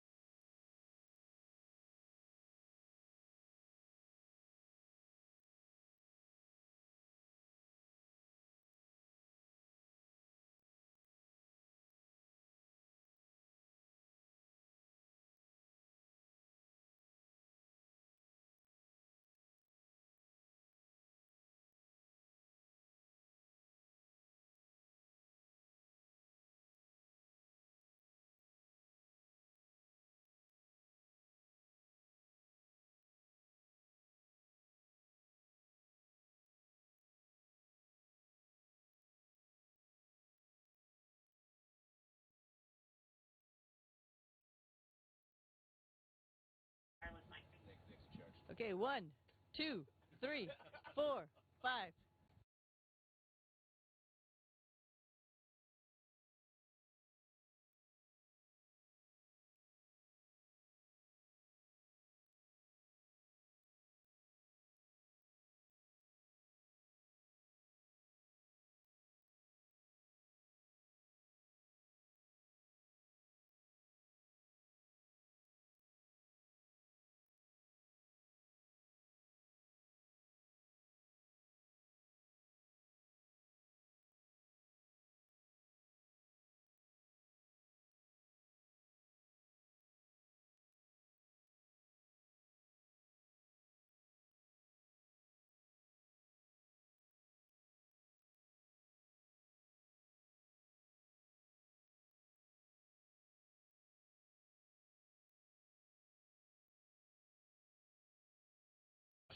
All I heard was Teresa Terry. Очень хорошо.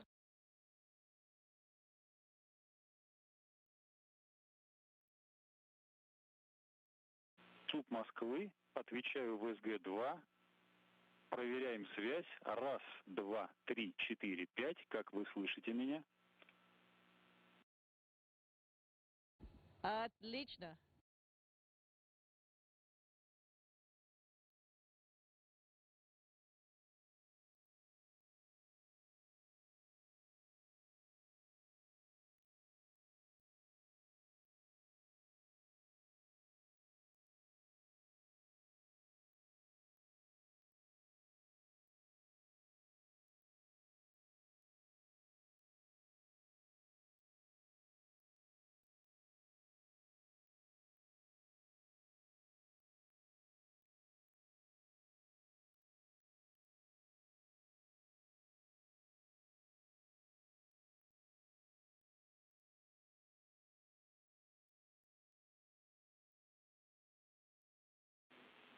Station Houston, are you ready for the event?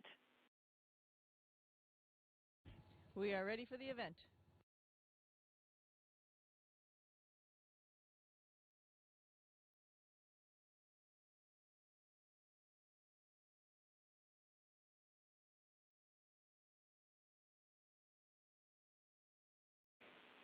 Station Houston, we are ready as well. Over to you to welcome the new members of the crew.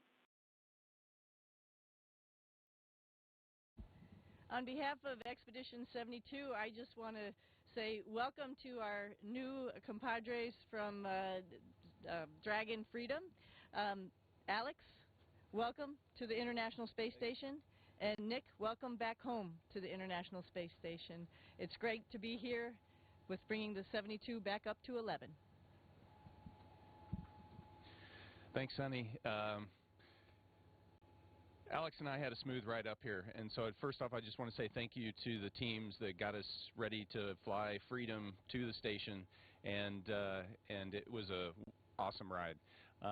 And coming through the hatch and seeing all the smiles, and as much as I've laughed and cried in the last 10 minutes, I know it's going to be an amazing expedition, so I'm really looking forward to getting to work up here. So I'm very happy to be here in this huge, amazing laboratory, International Space Station. And I'm looking forward to working with this crew, Expedition 72, and with people who are supporting us on the ground, МСС Houston, МСС Moscow. Также хотел поблагодарить НАСА вместе со SpaceX и Roscosmos, которые продолжают сотрудничать по программе МКС, продвигают науку, эксперименты космические вперед. И хотел поблагодарить всех родных и близких за то, что меня поддерживали в этом путешествии, которое только начинается. Завтра первый рабочий день. Начнем работать. Спасибо.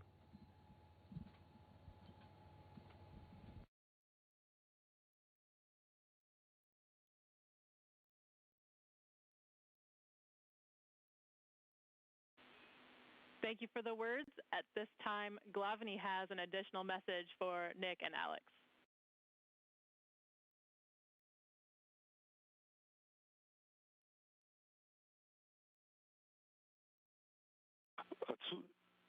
ЦУП Москвы на связи. Я надеюсь, вы меня сейчас хорошо слышите. Я приветствую всех. Здравствуйте, добрый вечер. Ника и Александра мы приветствуем отдельно, особо поздравляем с благополучным прибытием на борт и началом космической вахты. Удачи вам. Долгим разговором сейчас утомлять не буду, потому что, понимаю, насыщенный день, вы устали.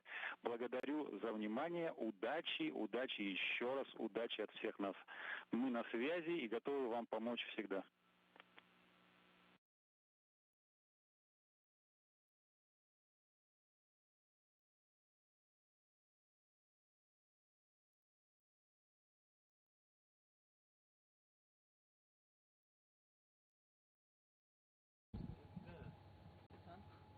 Спасибо за теплые слова. Будем работать с завтрашнего дня, да. Начнем космическую вахту, посмотрим, сколько продлится.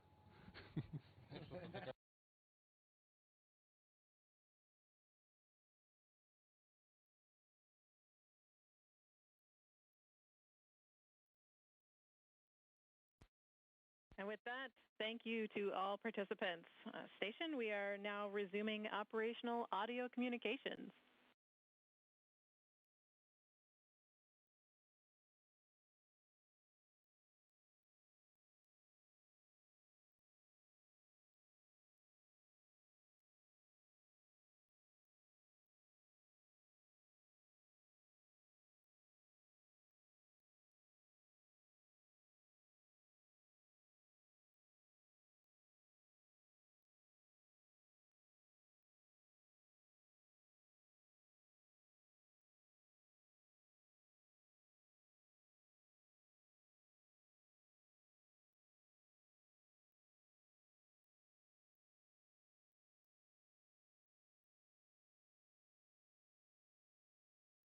Crew-9 now formally joining Expedition 72, 11 crew members aboard the International Space Station and beginning their one-week-long handover. Looking forward to next week, no earlier than October 7th, as the opportunity for Crew 8 to undock. We'll be tracking weather to make sure everything is good for the crew to return, but it'll be a week of 11 crew members on board. After launching yesterday from Slick 40 for the first time, humans launching from that pad over in Cape Canaveral Space Force Station in Florida at 1:17 p.m. Eastern Time, 12:17 p.m. Central.